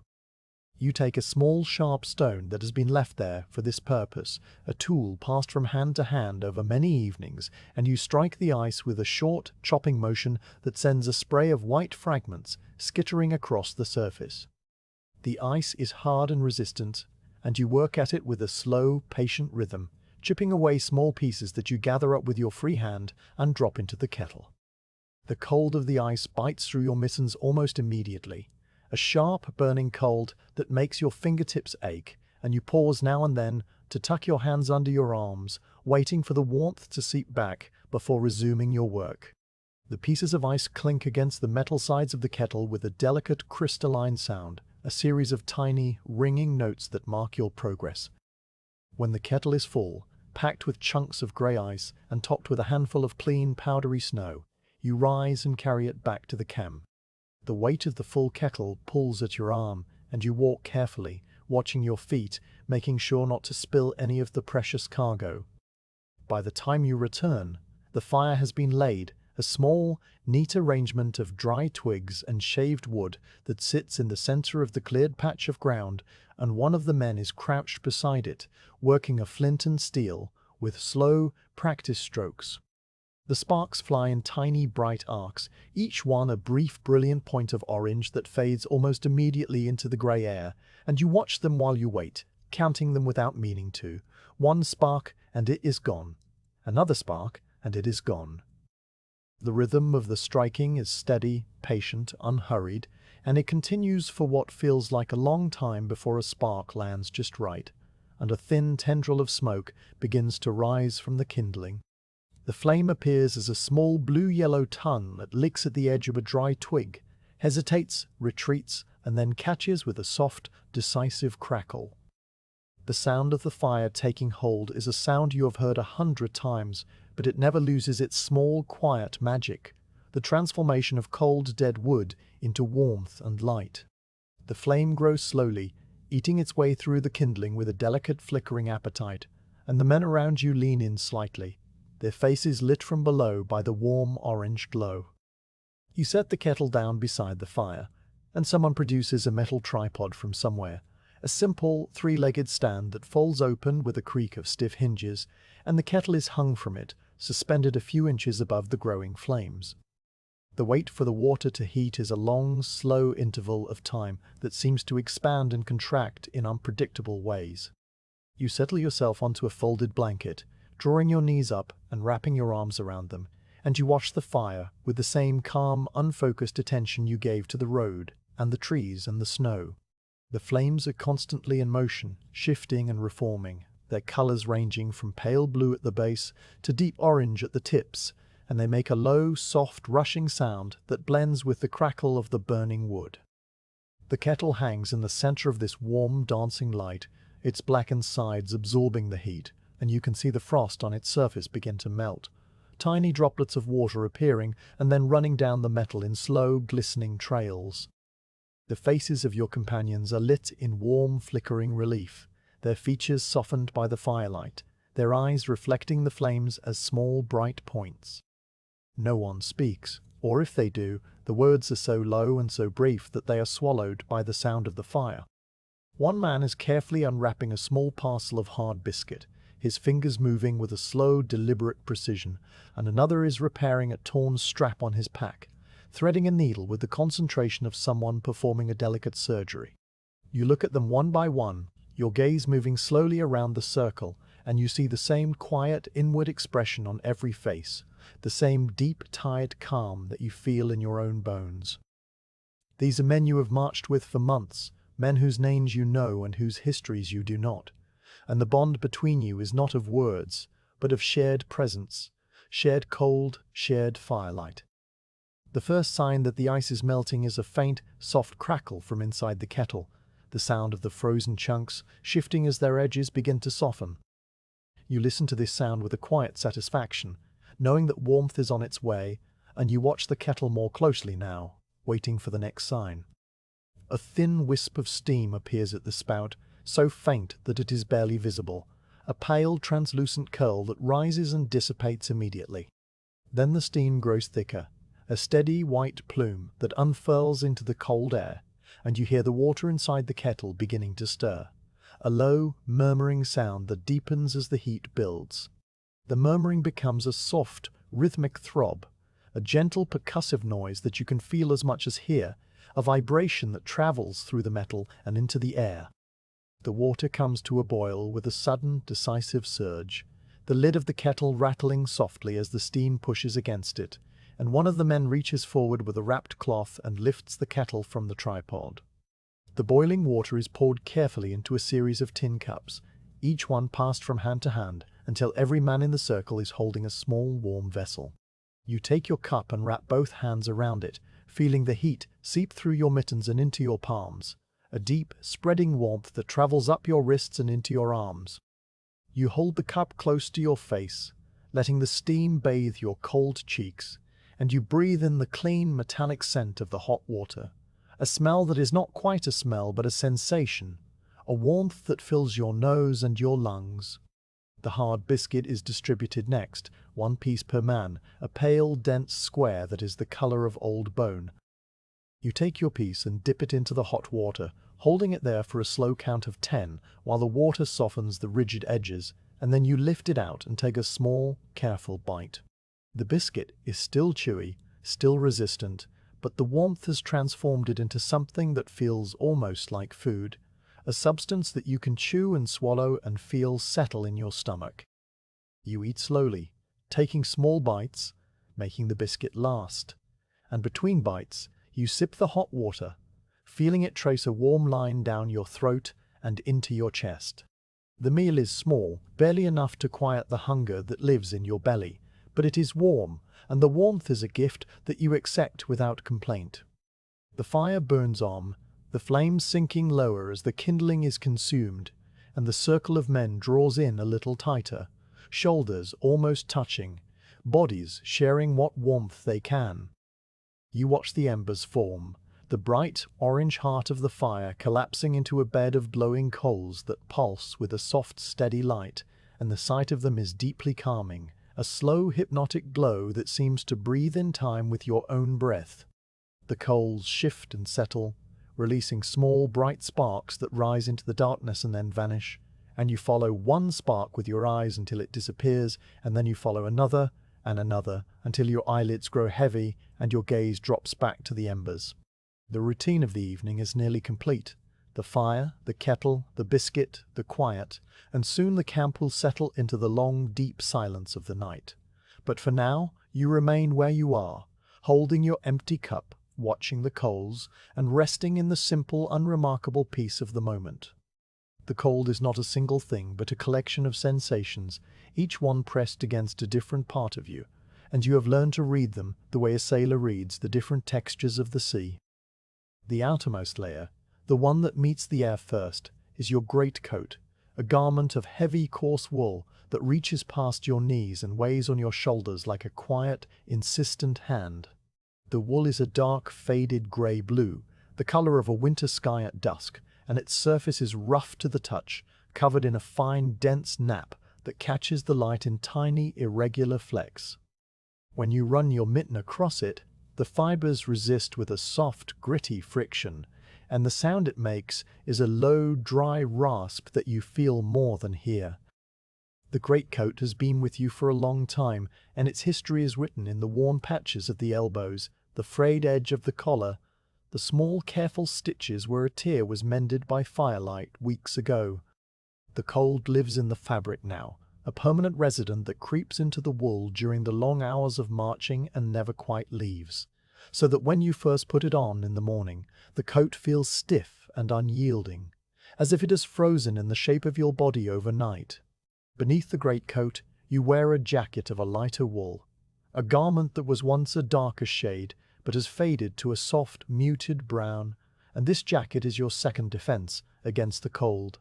The wool of the jacket is finer than that of the greatcoat, smoother to the touch, with a tighter weave that traps the warmth of your body and holds it close.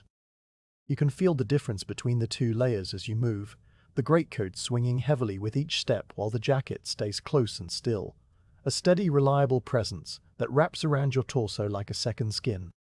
The jacket has a lining of coarse linen that has worn thin in places, and you are aware of the small, threadbare patches where the cold finds its way through more easily. A cool spot on your left shoulder blade, another on your right side, just above the hip.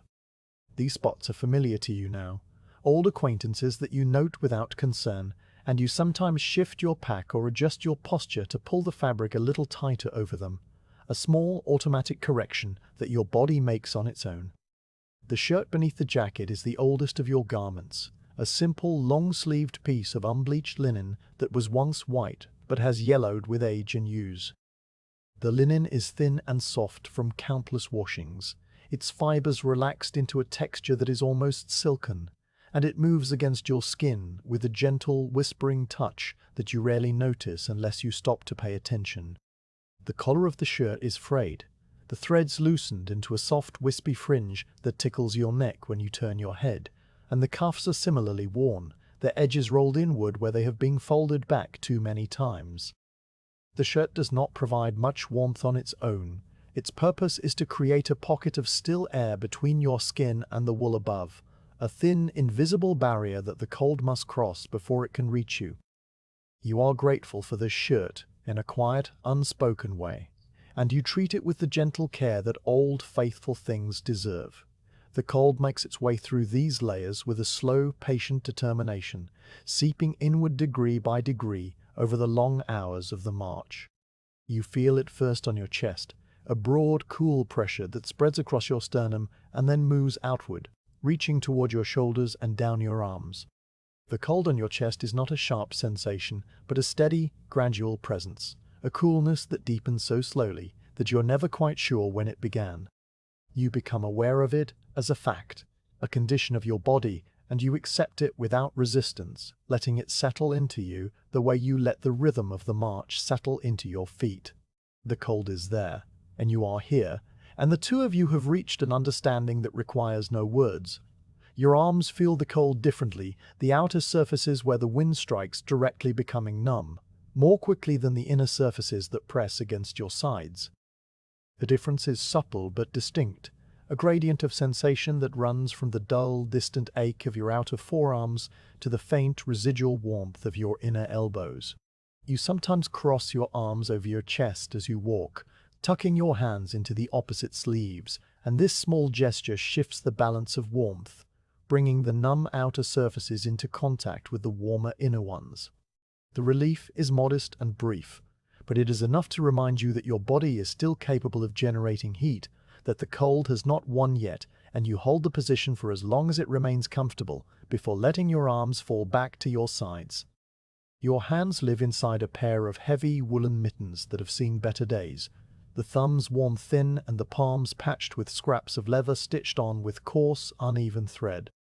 The mittens are too large for you, or perhaps they were once the right size and have stretched with wear, and the extra space inside them allows your fingers to curl and uncurl in small, constant motions that help keep the blood moving.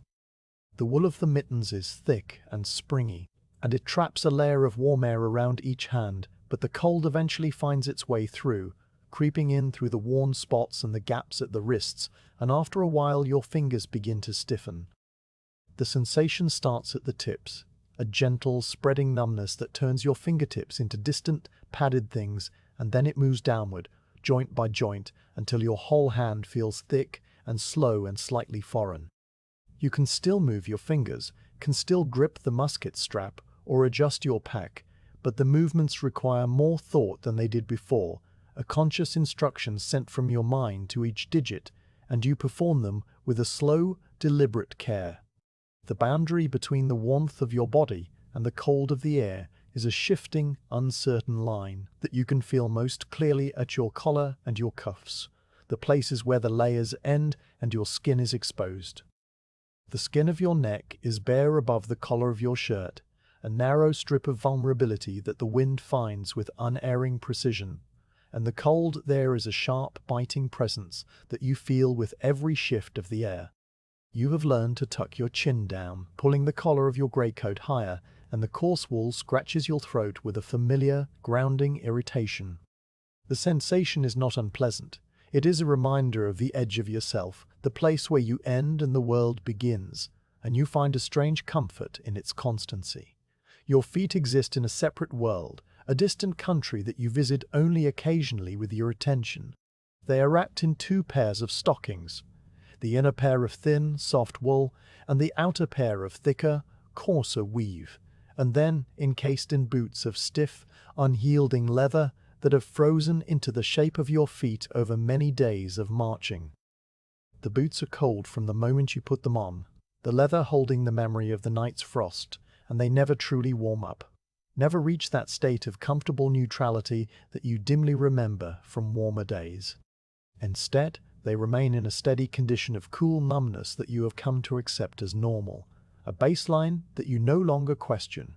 Your toes are the most distant part of you, small vague sensations that you can wiggle if you concentrate, though the wiggling produces only a faint, muffled response that seems to come from very far away.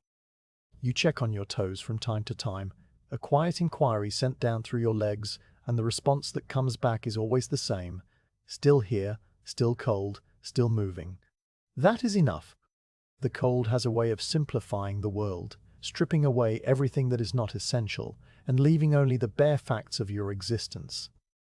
Your body becomes a collection of zones, each one with its own temperature and its own texture, and you move through these zones with the calm, methodical attention of a cartographer mapping an unknown land. The warmth at your core, the deep, protected heat that lives in your chest and your belly, is the capital of this small kingdom, the place from which all warmth radiates and to which it always returns. The cold at your extremities, the numb fingers and the distant toes and the chilled skin of your face is the frontier, the borderland where your body meets the air and negotiates its terms. And in between, across the broad territories of your arms and legs and back, lies a gradient of sensation, a slow, continuous transition from warm to cool to cold that shifts and flows with every step. You make small adjustments as you walk, tiny, almost unconscious movements that help maintain the balance of warmth.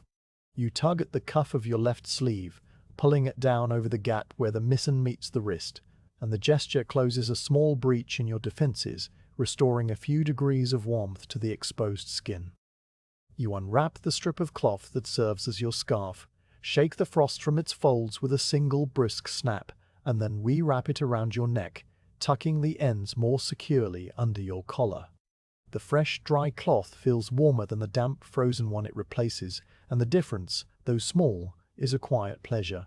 You shift the weight of your musket from your left shoulder to your right, and the change relieves a pressure point that you had not consciously noticed, a dull ache that had been building for hours in the muscle above your collarbone. The relief spreads through your shoulder like a slow, warm wave, and you let it wash over you before the new pressure begins to build on the other side. The texture of your clothing is a language that you have learned to read, a constant stream of tactile information that tells you about the state of your body and the state of the air. The stiffness of the greatcoat's collar tells you that the temperature has dropped again, the moisture in the wool freezing into tiny crystals that make the fibers stand rigid. The soft, clinging drape of the linen shirt tells you that your body is still generating enough heat to keep the inner layers dry, that the sweat of the march has not yet overwhelmed the fabric's ability to breathe. The way the stockings bunch slightly under the arch of your foot tells you that you will need to stop soon and adjust them, a small task that you file away for the next halt. These messages arrive without urgency, gentle nudges that you acknowledge and then let go, trusting your body to manage its own affairs. The wind changes its angle as the road bends, and the cold finds new places to settle, slipping into the space behind your left ear, pressing against the small of your back where the greatcoat has ridden up. You feel these new intrusions as a series of soft, cool spots that bloom on your skin and then fade as your body adjusts, pulling the coat down, tilting your head, restoring the balance.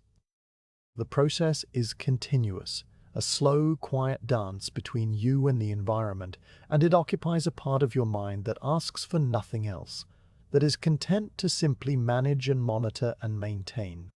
The rest of your mind, the part that thinks and worries and plans, has grown quiet, lulled by the rhythm of the march and the steady, reassuring presence of the cold. There's nothing to think about, nothing to plan. There is only the texture of wool and linen and leather, the map of warmth and coolness on your skin, the slow, patient work of staying warm in a world that wants you to be cold. The afternoon wears on, and the light begins its slow retreat, and the cold deepens by small, almost imperceptible increments that you track through the changing texture of your clothing. The great coat grows stiffer, the wool resisting the movement of your arms with a new, brittle friction. The scarf around your neck freezes into a rigid tube, its folds locked in place by the moisture of your breath, and you can feel the tiny, sharp edges of ice crystals that have formed in the fibers, a delicate crystalline roughness against your chin. Your mittens, which were soft and pliable in the morning, are now stiff with frost, the wool crackling softly when you flex your fingers, and the leather patches are cold and hard and slick. These changes are not alarming. They are simply the next stage in the long, slow progression of the day, and you observe them with the same calm, detached attention that you have given to everything else. You become aware, at some point, that you are no longer thinking about the cold as something separate from yourself. The cold has become a part of you, or you have become a part of it, and the boundary between the two has blurred into something vague and unimportant. You are a warm center moving through a cold world, and the warmth and the cold are not enemies but partners, two halves of a single, quiet whole. The thought, if it can be called a thought, drifts through your mind without weight, and then it is gone, and you are left with the simple, undemanding reality of your body and your clothing, and the long white road that stretches ahead. You walk, and the cold walks with you, and the two of you continue together, step after step into the gathering dusk. The camp settles into silence in layers, the way snow settles on a quiet field. The last murmurs of conversation fade into the dark, and the small domestic sounds of the evening, the scrape of a spoon against a tin cup, the rustle of a blanket being shaken out, the low, guttural cough of a man turning onto his side, all of them diminish one by one, until nothing remains but the faint, restless whisper of the wind. You are standing at the edge of the camp, your back to the dying embers of the fire, and the world before you is a vast, dark expanse that begins a few paces from your feet and extends without interruption to the base of the sky. The fire behind you is a low orange glow that casts your shadow forward into the darkness, a long, distorted silhouette that stretches and shifts with each flicker of the coals, and you feel its faint warmth on your back as a gentle, intermittent pressure, a reminder of the heat that is slowly escaping into the night. Your guard duty has begun, a span of hours that will carry you through the deepest part of the night, and you settle into the task with the same calm, methodical acceptance that you bring to every part of the march. The musket rests against your shoulder, its barrel cold and smooth under your mitten, and your feet are planted a shoulder's width apart, a stance that distributes your weight evenly and allows you to stand for long periods without tiring. You have done this before, many times, on many nights, and your body knows the routine without needing instruction. You let your gaze travel outward, scanning the darkness in a slow, regular pattern. But the darkness is empty, and you know with a quiet certainty that it will remain empty. There is nothing out there, no moving shapes, no hidden threats, only the snow and the wind and the endless, patient night. The sky above you is clear, a fact you notice gradually, your eyes adjusting to the dark and beginning to distinguish the faint, pale luminescence of the open heavens from the black, featureless mass of the land. The clouds of the day have cleared while the camp was settling, drawn back like a curtain to reveal the vast, star-filled dome that arches over the Russian plain. The stars are not scattered randomly, but arranged in a dense, intricate pattern that seems almost too complex to be real, a tapestry of light that stretches from horizon to horizon. There are so many stars, so many thousands upon thousands of tiny bright points, that the sky seems to pulse with a quiet, steady energy, a deep cosmic hum that you cannot hear but can somehow feel, a vibration that travels through the cold air and settles somewhere behind your breastbone. You tilt your head back, letting your gaze travel upward to the zenith, and the stars there are the brightest, burning with a cold white fire that does not flicker or waver. The air is so still, so perfectly motionless, that the stars hold steady, their light arriving at your eyes across impossible distances without the slightest tremor. You find a particular bright star, one that stands out among its neighbors by its steady, unwavering brilliance, and you fix your attention on it, letting its light fill your vision. The star does nothing. It simply shines, a point of pure white light that has been shining since long before you were born, and will continue to shine long after, and the thought, if it can be called a thought, settles into your mind with a quiet, reassuring weight. The star is there, and you are here, and the distance between you is so vast that it cannot be measured, and yet the light connects you, a thin, invisible thread of photons that bridges the emptiness. Your breath rises in slow, steady plumes, each exhalation a cloud of vapor that catches the starlight and blows faintly before dissipating. The rhythm of your breathing has slowed to match the stillness of the night. A long, deep inhale followed by an even longer exhale, and you count the breaths without meaning to, not with numbers, but with the gentle, repeated awareness of the air moving in and out. In, and the cold air fills your lungs, sharp and clean. Out, and the cloud forms, lingers, and fades. The cycle repeats, steady as a tide, and you let it carry you deeper into the quiet, deeper into the watchful, wakeful rest that is the essence of guard duty. The Milky Way is visible tonight, a faint, misty band that arches across the sky from the northern horizon to the south, a river of soft, diffuse light that is made, of countless stars too distant to be seen individually. The band has a texture, a granular quality that you can perceive if you look at it indirectly, letting your gaze rest a little to one side, and it seems to shift and shimmer with a motion that is almost but not quite there, a hint of depth and dimension that your eyes cannot quite resolve.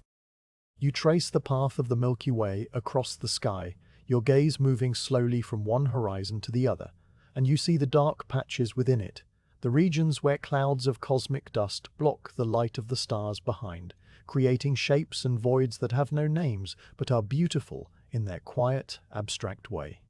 The Milky Way is a road of light, a celestial counterpart to the frozen road you have marched all day, and the thought amuses you in a distant, gentle way, a small, quiet echo of humor that fades as softly as it came.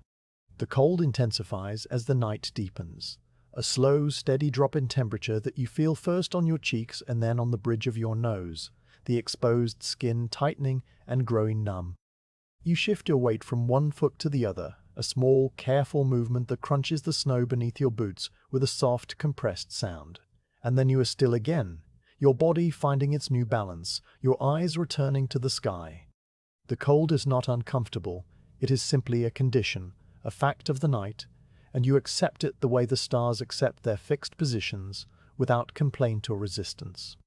You are a warm living point in a cold, vast universe, and the contrast between the heat of your body and the chill of the air is a quiet, constant reminder of your own existence, a boundary that separates you from the infinite.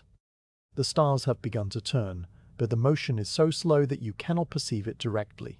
You know the turn by its effects. By the way, a particular constellation that was low on the eastern horizon when your watch began is now a little higher, its leading edge climbing the dark slope of the sky with an almost imperceptible, steady progress.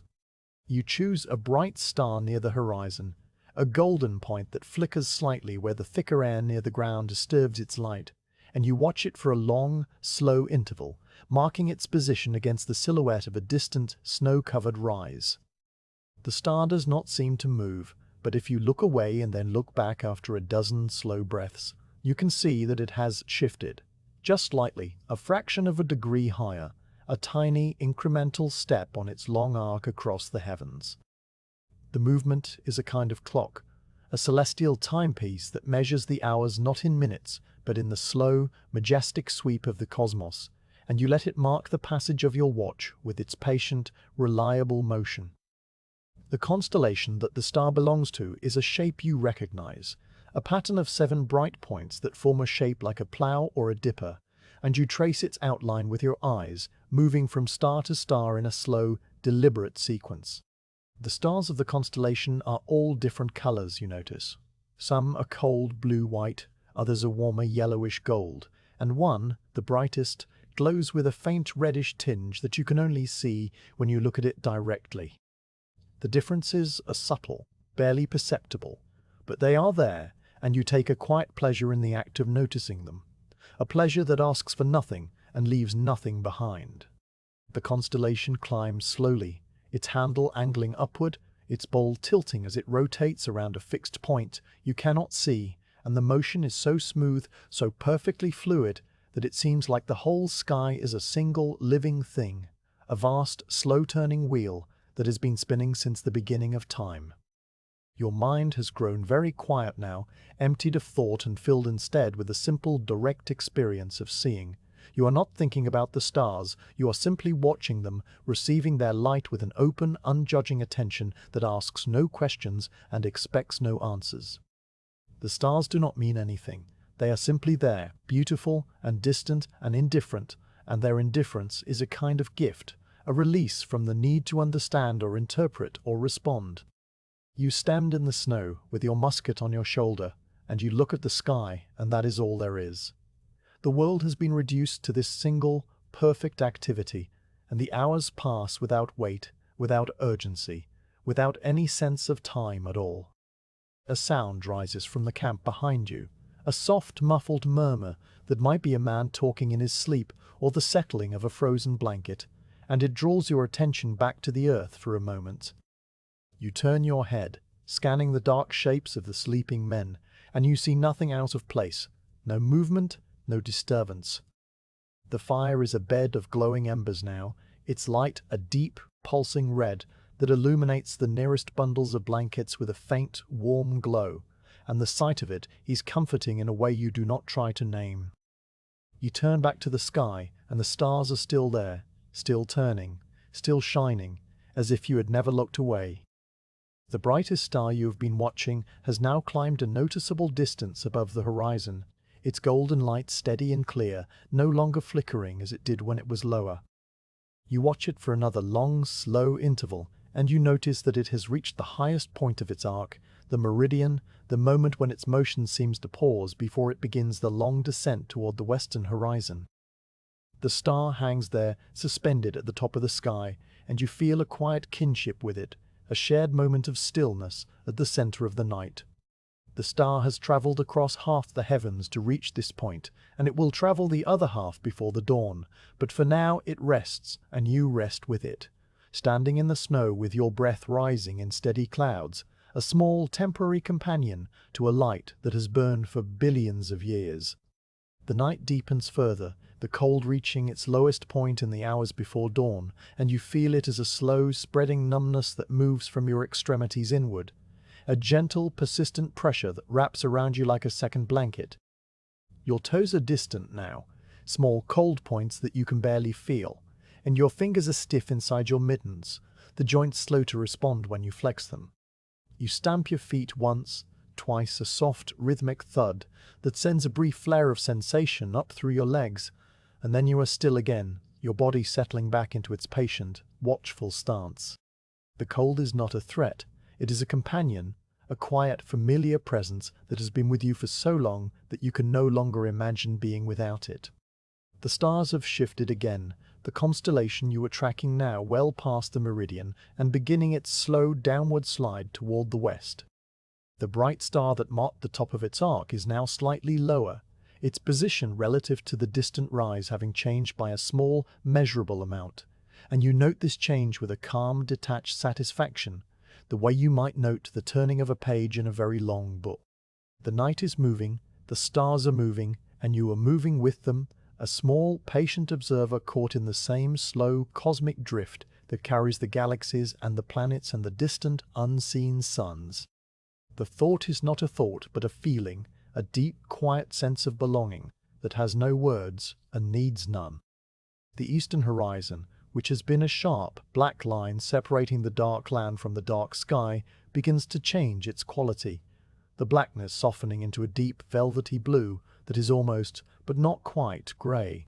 The change is so subtle that you doubt it for a long while, blinking and looking again, checking the horizon against the memory of its earlier darkness, and then you see it, a faint, barely perceptible lightning that is not yet dawn, but the first, tentative promise of dawn. The stars near the eastern horizon are losing their sharpness, their edges blurring as the sky behind them begins to glow, and one by one, the faintest stars fade out, their light overwhelmed by the slow, creeping advance of the new day. You watch this process with a quiet, undivided attention, your eyes fixed on the point where the sky meets the land, and you feel no urgency, no need for the dawn to hurry. The dawn will come when it comes, and the night will end when it ends, and you are content to wait, to watch, to be present for the slow, beautiful transition. The bright star you followed through the night has now descended toward the western horizon, its light dimmed slightly by the thicker air near the ground, and it flickers once, twice, a faint, rapid tremor that catches your eye, and then it steadies again. The star will set soon, dropping below the edge of the world, and you will not see it again until tomorrow night, though you will be somewhere else by then, somewhere further down the long, frozen road, and the star will rise over a different landscape, a different horizon. The thought carries no sadness. It is simply a fact, a small, quiet observation about the nature of stars and roads and the people who travel them. You watch the star for a few more breaths, and then you let it go, turning your attention back to the east, where the light is growing. The sky above is still dark, still filled with stars, but the eastern glow is spreading now, a faint, grayish-blue veil that pushes upward, dimming the lower stars and softening the sharp black edge of the horizon. The camp behind you is still silent, the men still wrapped in their blankets, but you know that the silence will not last much longer, that soon the first stirrings will begin, the first coughs and rustles, and the soft, reluctant sounds of waking. Your watch is nearly over, the long, quiet hours of the night drawing to a close, and you feel a gentle, quiet gratitude for the time you have spent under the stars, a gratitude that has no object and no words, just a warm, diffuse sense of peace that settles somewhere deep in your chest. The stars have turned, and you have turned with them, and the night has passed as nights always pass, in the slow, patient cosmic drift of light. The stars do not vanish all at once, but fade one by one, the way the last embers of a fire lose their glow as the ash settles over them. The bright star you followed through the night, the one that climbed so patiently to the meridian and then began its slow descent, is now a pale, uncertain point, low in the western sky, its light flickering weakly as the thicker air near the horizon smothers it. You watch it for a moment longer, the way you might watch a departing friend, until they are too far to see, and then you let your gaze move on, turning back to the east where the real change is happening. The eastern horizon, which was a sharp black line when your watch began, has softened into a band of deep charcoal that is neither black nor blue, a color that exists only in the last moments before dawn.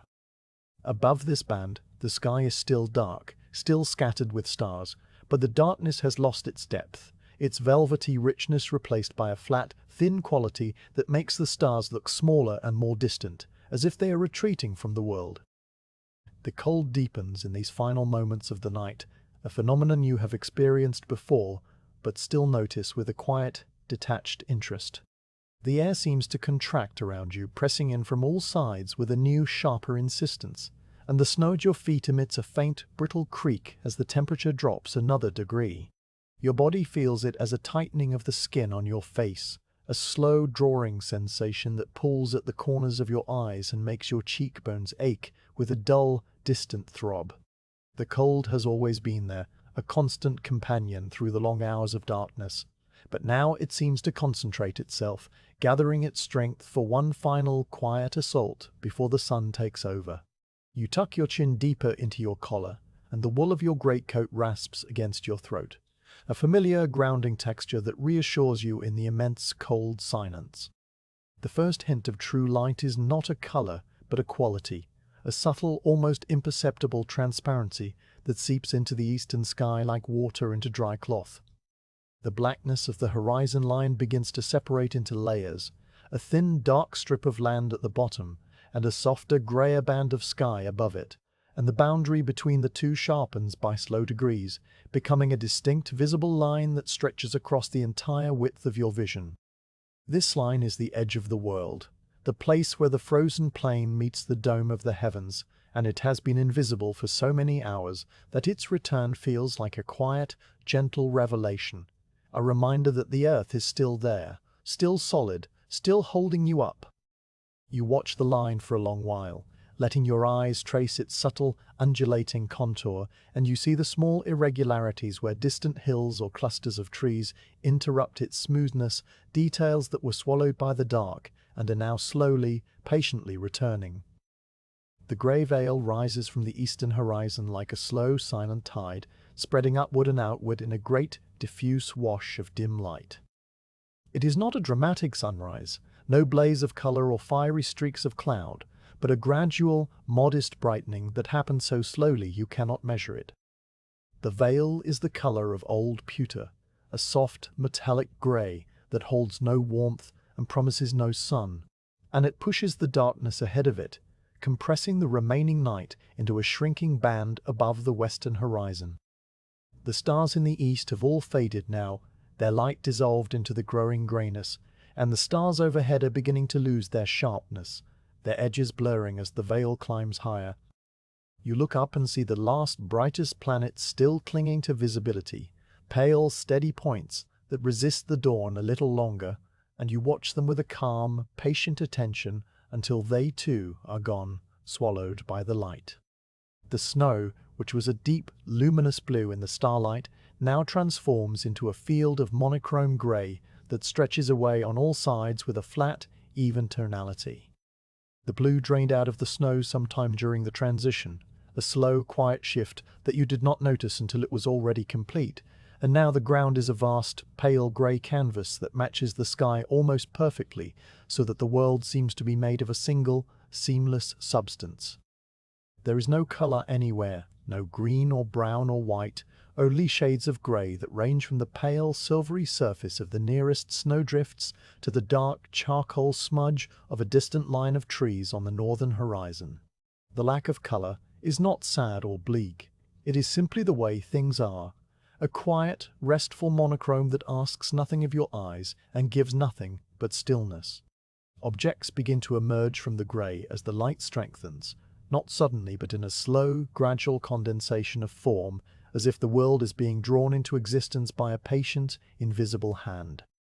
The first thing you see is the supply wagon 20 paces to your left, its high, frost-covered sides resolving out of the general greyness as a dark, solid rectangle that takes on depth and texture as you watch.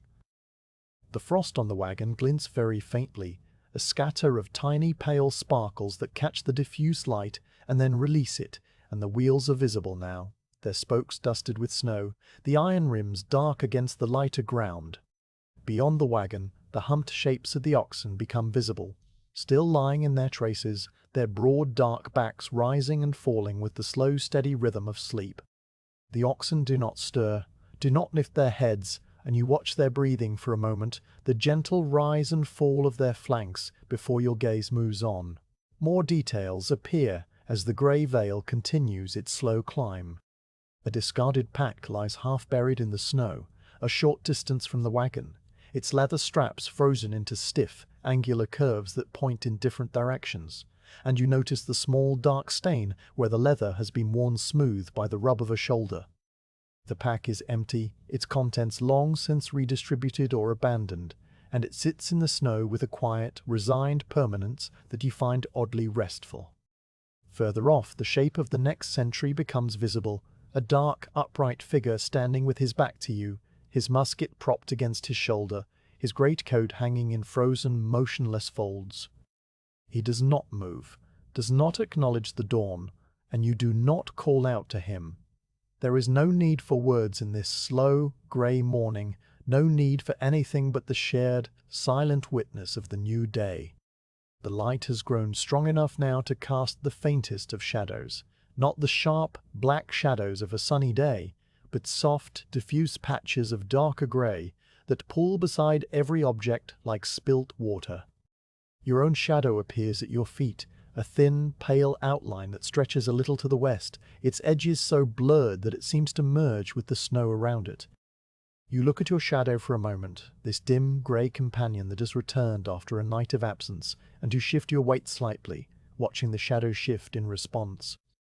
The movement is small, almost imperceptible, but it confirms that the sun has risen somewhere behind the thick grey blanket of cloud, that the mechanism of the day has begun its slow, quiet turning. The camp behind you begins to stir, the first sounds of waking rising out of the silence like bubbles rising through deep water. You hear a cough, a dry, scratchy sound that is quickly swallowed by the grey air, and then another, and then the soft, muffled scrape of a pot being moved, the clink of a tin cup against a frozen canteen. The sounds are tentative, reluctant, the sounds of men who have been deep in sleep and are slowly, unwillingly returning to the surface of the world. You do not turn around. You listen, letting the small domestic noises wash over you, and you feel a quiet, gentle connection to the other men, a shared, unspoken understanding that the night is over and the day must be faced, one slow step at a time. The grey veil has now spread across the entire sky, a uniform, featureless canopy that hides the sun and the clouds and the last lingering stars. The light is steady and even, a soft, diffuse illumination that seems to come from everywhere at once, casting no harsh glare and no deep shadows, and the world under this light is a calm, restful place, a photograph of winter composed entirely of gentle grey tones. The snow has lost its glitter, the birch trees in the distance have lost their stark, black and white contrast, and the whole landscape has settled into a quiet, muted harmony that you find deeply peaceful. There is no wind now, no breath of air moving across the plain, and the silence is so complete that you can hear your own heartbeat if you listen closely, a slow, steady thud that marks the rhythm of your existence. The sentry ahead of you shifts his weight, the first movement he has made in a long while, and the motion breaks the stillness with a quiet, crunching sound of packed snow. He turns his head, looking back toward the camp, and you see his profile for a moment. A pale, tired face framed by the dark collar of his greatcoat, his eyes still heavy with the night. He does not speak, does not signal, but the turn of his head tells you that his watch is ending, that the day is now officially beginning, and you feel a small, quiet sense of completion, the satisfaction of a task quietly discharged. You stamp your feet once, twice, feeling the blood move sluggishly through your stiff legs, and then you turn and begin the slow walk back toward the camp, your footsteps crunching in the grey, dawn-lit snow. The camp is coming to life in its slow, methodical way, the men emerging from their blankets like creatures emerging from burrows, their movements heavy and deliberate. You see the first thin columns of smoke rising from the newly kindled fires, pale grey plumes that climb straight up into the still air and then flatten out into soft, drifting layers that hang above the camp like a low, thin cloud. The smell of the smoke reaches you as you approach, a sharp, acrid scent that stings your nose and makes your eyes water slightly, and beneath the smoke you catch the faint, metallic smell of frozen iron and the clean, cold scent of the snow itself. These smells are the smells of morning, as familiar to you as the weight of your pack and the feel of your musket, and you breathe them in deeply, letting them fill your lungs and anchor you in the present moment. Your section is gathered around the remains of last night's fire, the men crouched or sitting on their folded blankets, their faces pale and still in the grey light. The blackened kettle is already hanging from its tripod, and the small tentative flame is licking at the bottom of it, fed by a handful of dry twigs that someone has produced from their carefully guarded supply. You join the circle without a word, finding a space on a folded blanket that someone has left for you, and you lower yourself onto it with a slow, careful movement, feeling the stiffness in your knees and hips as they bend. The warmth of the fire, small as it is, reaches out to you with a gentle, hesitant touch, and you hold your hands out toward it, watching the way the light plays over the frost on your mittens, melting it into tiny, glistening droplets that roll down the wool and fall into the snow. The routine of the morning is the same as it has always been, the same as it will be tomorrow and the day after, and you move through it with a calm, unhurried attention that requires no thought. You take your tin cup when it is passed to you, feeling the warmth of the metal through your mittens, and you sip the hot water slowly, letting it trace a warm, soothing line down your throat and into your chest. You chew a piece of hard biscuit, the same pale, dense square that you have eaten 100 times before, and the texture is exactly as you remember it, dry and crumbly and slightly salty, a taste that has become the taste of morning itself. You do not think about the day ahead. The day will happen as it happens, and you will meet it as you always do, one step at a time, one breath at a time. The grey light continues to strengthen, though the sun remains hidden behind the thick, featureless cloud, and the world takes on a pale, silvery quality that is almost like moonlight, cold and clear and very still. The camp is fully awake now, the men moving about their tasks with the slow, deliberate grace of deep fatigue, and the air fills with the soft, muted sounds of packing and preparation. You fold your blanket with the same careful, patient movements you always use, smoothing the creases with the flat of your hand, feeling the cold, stiff texture of the wool, and you strap it to the top of your pack with a series of small, precise tugs on the leather straps. The musket is where you left it, propped against your pack, and you pick it up, the iron barrel cold and solid in your hand, and you settle it onto your shoulder with a shrug that is so familiar it feels like part of your own body. The column is forming on the road again, a slow gathering stream of dark shapes that coalesce out of the grey morning and align themselves along the frozen track. You take your place in the line, finding the familiar spot behind the soldier with the torn greatcoat, and you stand there in the grey, waiting, your breath rising in steady plumes, your body settling into the patient, balanced stance that will carry you through the long hours ahead. The road stretches away before you, a pale, winding ribbon that disappears into the grey, and you know that it continues for miles, for days, for an unmeasured distance that you cannot see and do not need to see. The dawn has completed its slow, quiet work. The grey veil has lifted as far as it will lift, and the world is now fully returned to its familiar daylight form. A colourless, peaceful landscape of snow and sky and the long, patient road.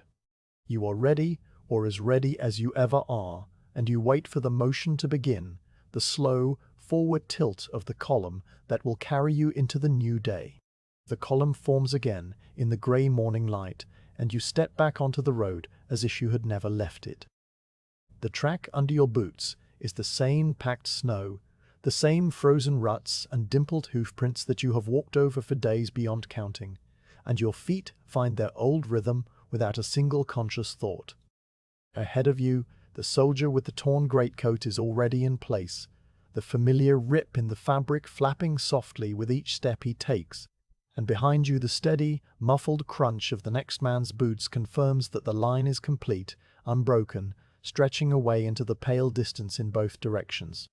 The road looks exactly as it did yesterday morning, and the morning before that, a long white ribbon pressed flat by the passage of thousands of feet, bordered on both sides by the same low, rolling snowfields that fade into the same grey-white sky. There is no landmark to mark the beginning of this day, no signpost or milestone to separate it from all the other days, and you do not look for one because you already know that none exists. The march is simply continuing, and you are continuing with it, and that is the whole of the matter. The familiar sounds reassemble themselves around you like the pieces of a well-worn melody. The crunch of the boots is the foundation, that soft, granular hush that rises from the packed snow and fills the air with its steady, undemanding presence. Layered over it is the delicate, silvery jingle of the harness chains and the trace fittings, a faint metallic shimmer that rises and falls with the movement of the wagon somewhere behind you. The wooden frames of the wagons creak now and then, a low, groaning note that stretches and settles, and the squeaking wheel is still there, still turning, still marking its patient, one-note rhythm at the edge of your hearing. All of these sounds are exactly the same as they were yesterday, and the day before, and you receive them not as separate noises, but as a single continuous texture, a quiet, sleepy hum that wraps around you and fills the empty spaces of your mind. The wind adds its long, low sigh, a breath of air that never quite rises and never quite falls, and the sound of the column is complete, a cocoon of muted, rhythmic noise that travels with you wherever you go. The pale disk of the sun is there again, a faint silver-white smudge behind the high thin clouds, and it moves across the sky with the same slow, imperceptible drift that it has followed every day since the snows began. The light it casts is soft and even, a diffuse, greyish illumination that does not warm anything and does not cast shadows.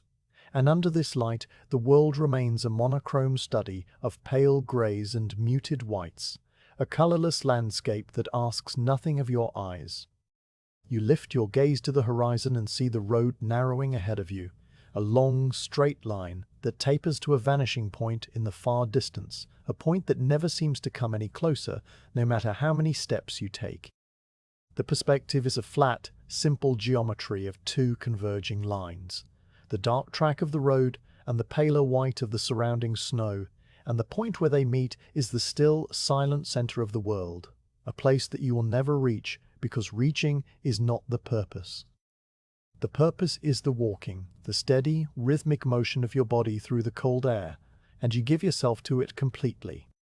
Your body has settled into the march with the ease of long habit, the muscles of your legs and back moving in a smooth, automatic sequence that requires no attention. Your feet lift and fall, your arms swing gently at your sides, your breath moves in and out in its slow, full-beat cycle, and these actions happen as naturally as the beating of your heart, a quiet, animal rhythm that has become the baseline of your existence. You notice the weight of your pack as a steady, grounding pressure across your shoulders, the musket as a familiar, cold companion resting against your collarbone, and you adjust these burdens with small, unconscious movements that keep them in balance. The sensations of your body are a quiet, ongoing hum, a soft, physical music that plays beneath the surface of your awareness, and you let it play without listening too closely, trusting that everything is as it should be. The landscape slides past with a slow, dreamlike smoothness, each low rise and shallow dip of the road offering the same view you have seen 100 times before. A cluster of dark, scrubby bushes appears at the roadside, their bare branches etched against the snow, and you watch them approach and pass with the same calm, unhurried attention you have given to every other feature of the march. The bushes are gone now, receding into the distance behind you, and the road ahead is empty again, a clean, white track that leads on into the grey. A single pale stalk of last year's grass pokes through the snow at the edge of the road, its head bent under a tiny cap of frost, and you see it for a moment, a small, quiet detail, and then it is gone, replaced by the next feature, and the next, an endless, slow procession of small, forgettable things that drift through your vision and then dissolve into the general white. Your mind has grown very quiet, quieter than it has ever been, and the thoughts that pass through it are thin and translucent, barely there at all. You remember, or you seem to remember, the birch forest, the way the white trunks glowed in the fading afternoon light, the way the branches made a fine dark lace against the sky. The memory is not a sharp image, but a soft, faded impression, a gentle wash of color and stillness that floats to the surface of your mind and then sinks back again. You remember the village, the dark, empty windows and the frozen bucket hanging from the well, the way the wind sighed through the abandoned eaves. The memory has no weight, no emotional color. It is simply there, another layer in the deep, quiet sediment of experience that has accumulated over the long days of the march. You remember the stars, the bright, steady points of light that turned across the sky while you stood your watch, and the memory of them brings with it a faint, distant echo of the peace you felt then, a peace that still lingers somewhere deep inside you. These memories do not come as a sequence, but as a single, blended fabric, a quiet tapestry woven from all the hours and all the days and all the miles. The birch trees and the village and the stars are not separate things anymore. They are threads in the same cloth, and the cloth is the march itself, the long, slow, endless journey across the snow. You do not try to separate the threads or examine them individually. You simply hold the whole fabric in your awareness, a soft, warm weight that rests at the back of your mind. The fabric is not heavy, it is comforting, a quiet record of everything you have seen and heard and felt, and it travels with you as you walk, a gentle, invisible companion that asks for nothing and gives a quiet sense of continuity. The narrative of your own experience has become detached now, as if the part of you that observes is standing a little to one side, watching the column from a gentle elevated distance. From this vantage point, you see yourself as a small dark figure among many, trudging along the white road with a steady, patient gait, your breath rising in a thin plume that joins the thousands of other plumes, forming a low drifting haze above the column. You see the other figures too, the men in their heavy greatcoats, their muskets slung over their shoulders, their heads bowed slightly against the cold, and you feel a quiet, wordless affection for them, a sense of shared purpose that has no name and needs none. They are all walking, just as you are walking, and the walking is what holds you together, a slow, collective rhythm that binds the column into a single, living thing. The road rises over a low, gentle swell, and from the top of it you can see the column stretching ahead, for what seems like an impossible distance, a long, dark thread that undulates over the white land until it fades into the grey haze of the horizon. Behind you, when you turn your head for a moment, the same thread stretches back, equally long, equally straight, equally endless, and you understand with a quiet, calm clarity that the road has no beginning and no end, that the column has always been here and will always be here, a slow, eternal pilgrimage across the frozen plain. The understanding does not come as a revelation, it is simply a fact that you have always known, a truth that has been waiting at the edge of your awareness for a long, long time, and now it settles into place with a soft, quiet click, like a stone dropping into still water. The day moves on without markers, the light shifting from the pale silver grey of morning to the slightly deeper, slightly warmer grey of afternoon, and then back again toward the cooler tones of approaching evening. You note these changes with a detached, peripheral awareness, the way you note the changing angle of the sun on a long, lazy afternoon, and you do not count the hours because the hours do not matter. What matters is the rhythm of the march, the slow, steady beat of your feet on the snow, the gentle in and out of your breath, the quiet, continuous presence of the road beneath you. The rhythm is a lullaby, a slow, sleepy song that has no beginning and no end, and you let it carry you forward into the dimming light with a deep, unshakable peace. The column does not stop when the light begins to fade. It does not look for a camp or a resting place. It simply continues, its pace unchanged, its rhythm unbroken, and you continue with it, your feet finding their way in the deepening grey. The snow on the road seems to glow faintly, a pale, luminous white that holds the last light of the hidden sun, and the figures of the men around you become softer, their edges blurring into the general dusk. The sounds of the march are softer too, the crunch of the boots more muffled, the jingle of the harnesses more distant, as if the whole column is being wrapped in a layer of soft grey cotton. You feel a gentle, spreading warmth somewhere in your chest, a quiet, glowing ember of contentment that has no cause and needs none, and you realize without any sense of surprise that you are happy, or something very close to happy, a state of deep, restful acceptance that has no name. The road ahead merges with the sky, the vanishing point dissolving into a soft, featureless grey that is neither light nor dark, neither day nor night, and you walk toward it with the same steady, patient steps you have always taken. There is no destination, no arrival, no conclusion waiting at the end of the march. There is only the marching itself, the slow, eternal continuation of the road. The snow continues to fall, or it does not fall. You are not sure, the fine, dry powder that the wind carries across the plain blending with the grey air until you cannot tell what is snow and what is sky.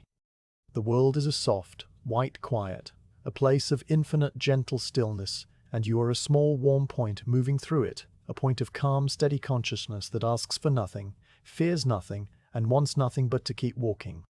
The men around you have become indistinct now, their shapes merging into the grey until the column is not a line of individuals, but a single flowing stream of darkness on the pale road, a stream that moves with a slow tidal rhythm, patient and inexorable. You are part of that stream, and the stream is part of the land, and the land is part of the quiet, sleeping world that turns beneath the grey sky. You feel the deep, slow breath of the earth beneath your feet, a rhythm that matches your own breathing, a vast, patient pulse that has been beating since the beginning of time and will continue beating long after you are gone. The feeling is not grand or dramatic. It is simple and quiet and deeply comforting, a gentle, all-encompassing embrace that holds you and the column and the road and the snow and the sky in a single peaceful whole. The light continues to fade, or perhaps it is only your perception that fades, your awareness narrowing to a soft, dim tunnel that contains only the road and your feet and the steady, rhythmic sound of your own breath.